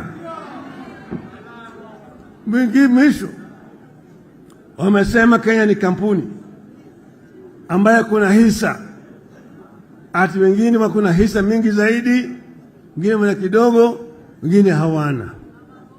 Swali ni kwamba kama kuna Wakenya ambaye hawana hisa, wanafanya nini Kenya? Wanafanya nini Kenya? Kama hatuna hisa, unatutoza ushuru ya sababu gani? Wanasema tulipe 3% ya pesa yetu na nyumba waweze kujengea sisi. Tumesema ikiwa kama nyinyi mnasema mambo ya hisa, na tunataka Bwana Ruto atuambie mimi kama yeye anaunga mkono mambo ya Bwana Gachagua. Bwana Gachagua ndio naibu wake. Ukisema ya kwamba Kenya ni kampuni, basi sisi tutakustaki, tunaenda kwa Umoja wa Mataifa tuseme tunataka self determination. We cannot be treated as second class citizens, that only those who voted for Kenya Kwanza are entitled to employment and entitled to services by this government. If that is the case, then the rest of Kenyans will ask for self-determination. Tumesema hao watu wamedhulumu Kenya zaidi. Kila siku wako kwenye runinga wanapiga kelele, wanabweka kwa Kenya. Sisi kama Wakenya hatuwezi kutishwa. Kwa hivyo kama nyinyi mnataka mazungumzo, tulisema mwezi moja. Sasa imebaki siku 14. Siku 14 imebaki. Kama yule kamati ya Otiende na yule mwenzake haijawezi kupata suluhisho kwa mambo matatu. Mambo ya gharama ya maisha. Pili, mambo ya saba, na tatu ni mambo ya vyama ziwe huru. Tutarudi uwanjani. Na uwanjani sisi hatuwezi kutishwa.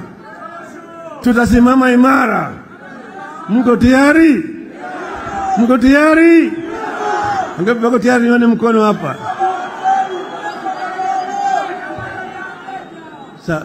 Hawa walisema wao ni watu wa hasla.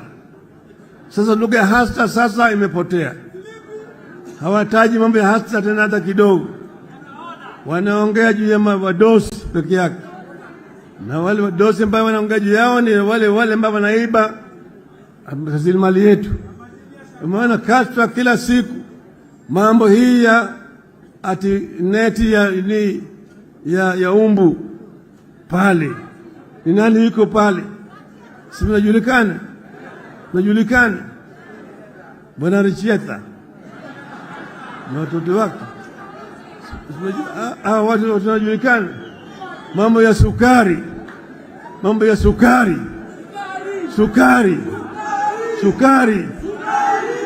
Sasa sisi tumesema mambo ya ufisadi mpaka iangaliwe na watu ambao wanahusika. Lakini wezi hawezi kwenda kushika wezi wengine.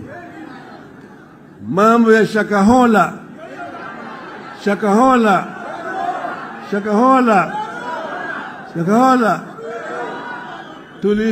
Tuliona Bwana Makenzi katika Ikulu.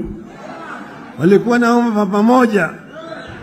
Shakahola ni State House Annex. Wale hawezi kufanya uchunguzi ya Shakahola. Ndio niwaambia Bwana Ruto, wewe koma kabisa, huna uwezo wa kuunda tume ya kufanya uchunguzi, wewe ni mshukiwa.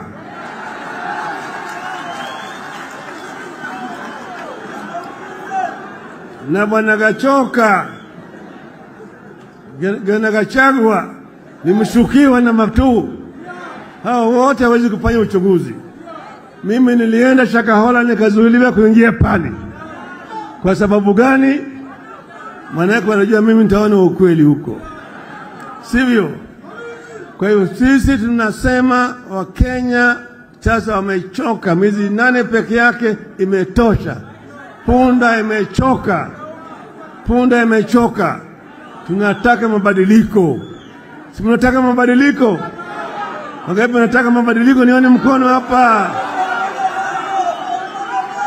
Jubilee. Jubilee. Azimio. Azimio. Asanteni sana.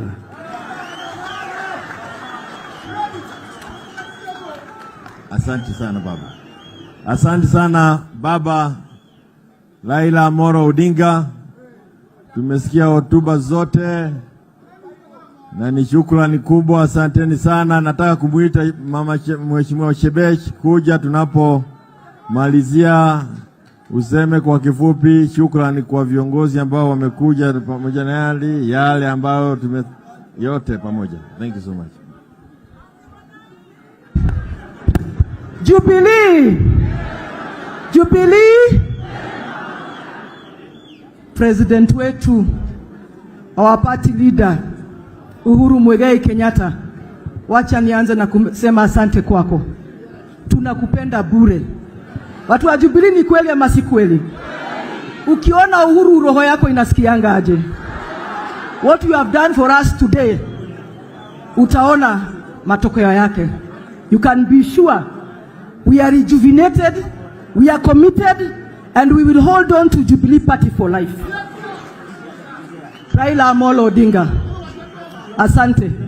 Martha Karua, my brother, my friend, Kalonzo Musyoka, Eugene Wamalwa, Wajakoya, Wainaina from Kanu, and Mwangi Wairia. I want to tell you, in case you have no idea, this face is the new face of hope for Kenya. It's the new face of hope for Kenya. I am a mother of what are called millennials and Gen Z. Wale vijana ambao wako na miaka 30 na miaka 20. And I'm telling you, tukifanya campaign ya Azimio, it was hard for us to connect to those people. But since maandamano, it is my children who ask me, kwa nini Monday hakuna maandamano? So I want to say to the new face of Kenya and the new hope of Kenya, which is Azimio, don't tire.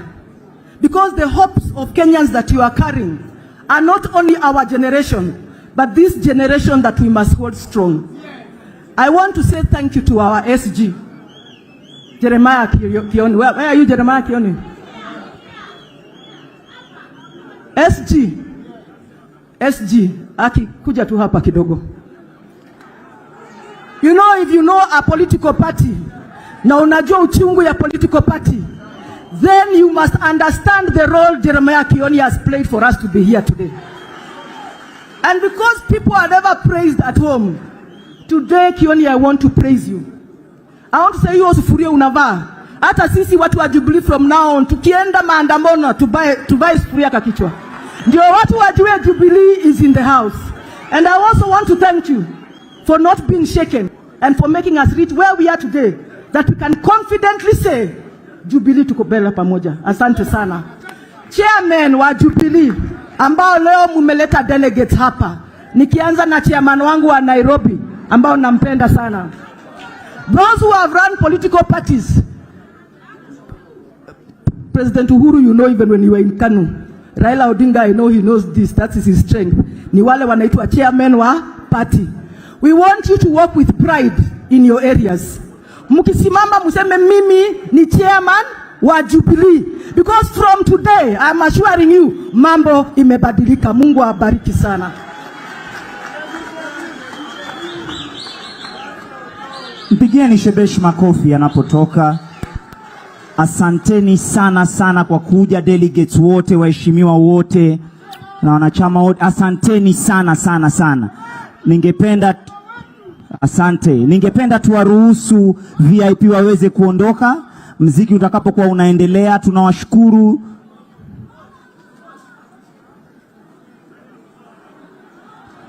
Tunataka tuombe. Reverend pale ulipo, Reverend njoo tufungie na maombi. Reverend naomba utufungie na maombi. MCA wa Idhaka,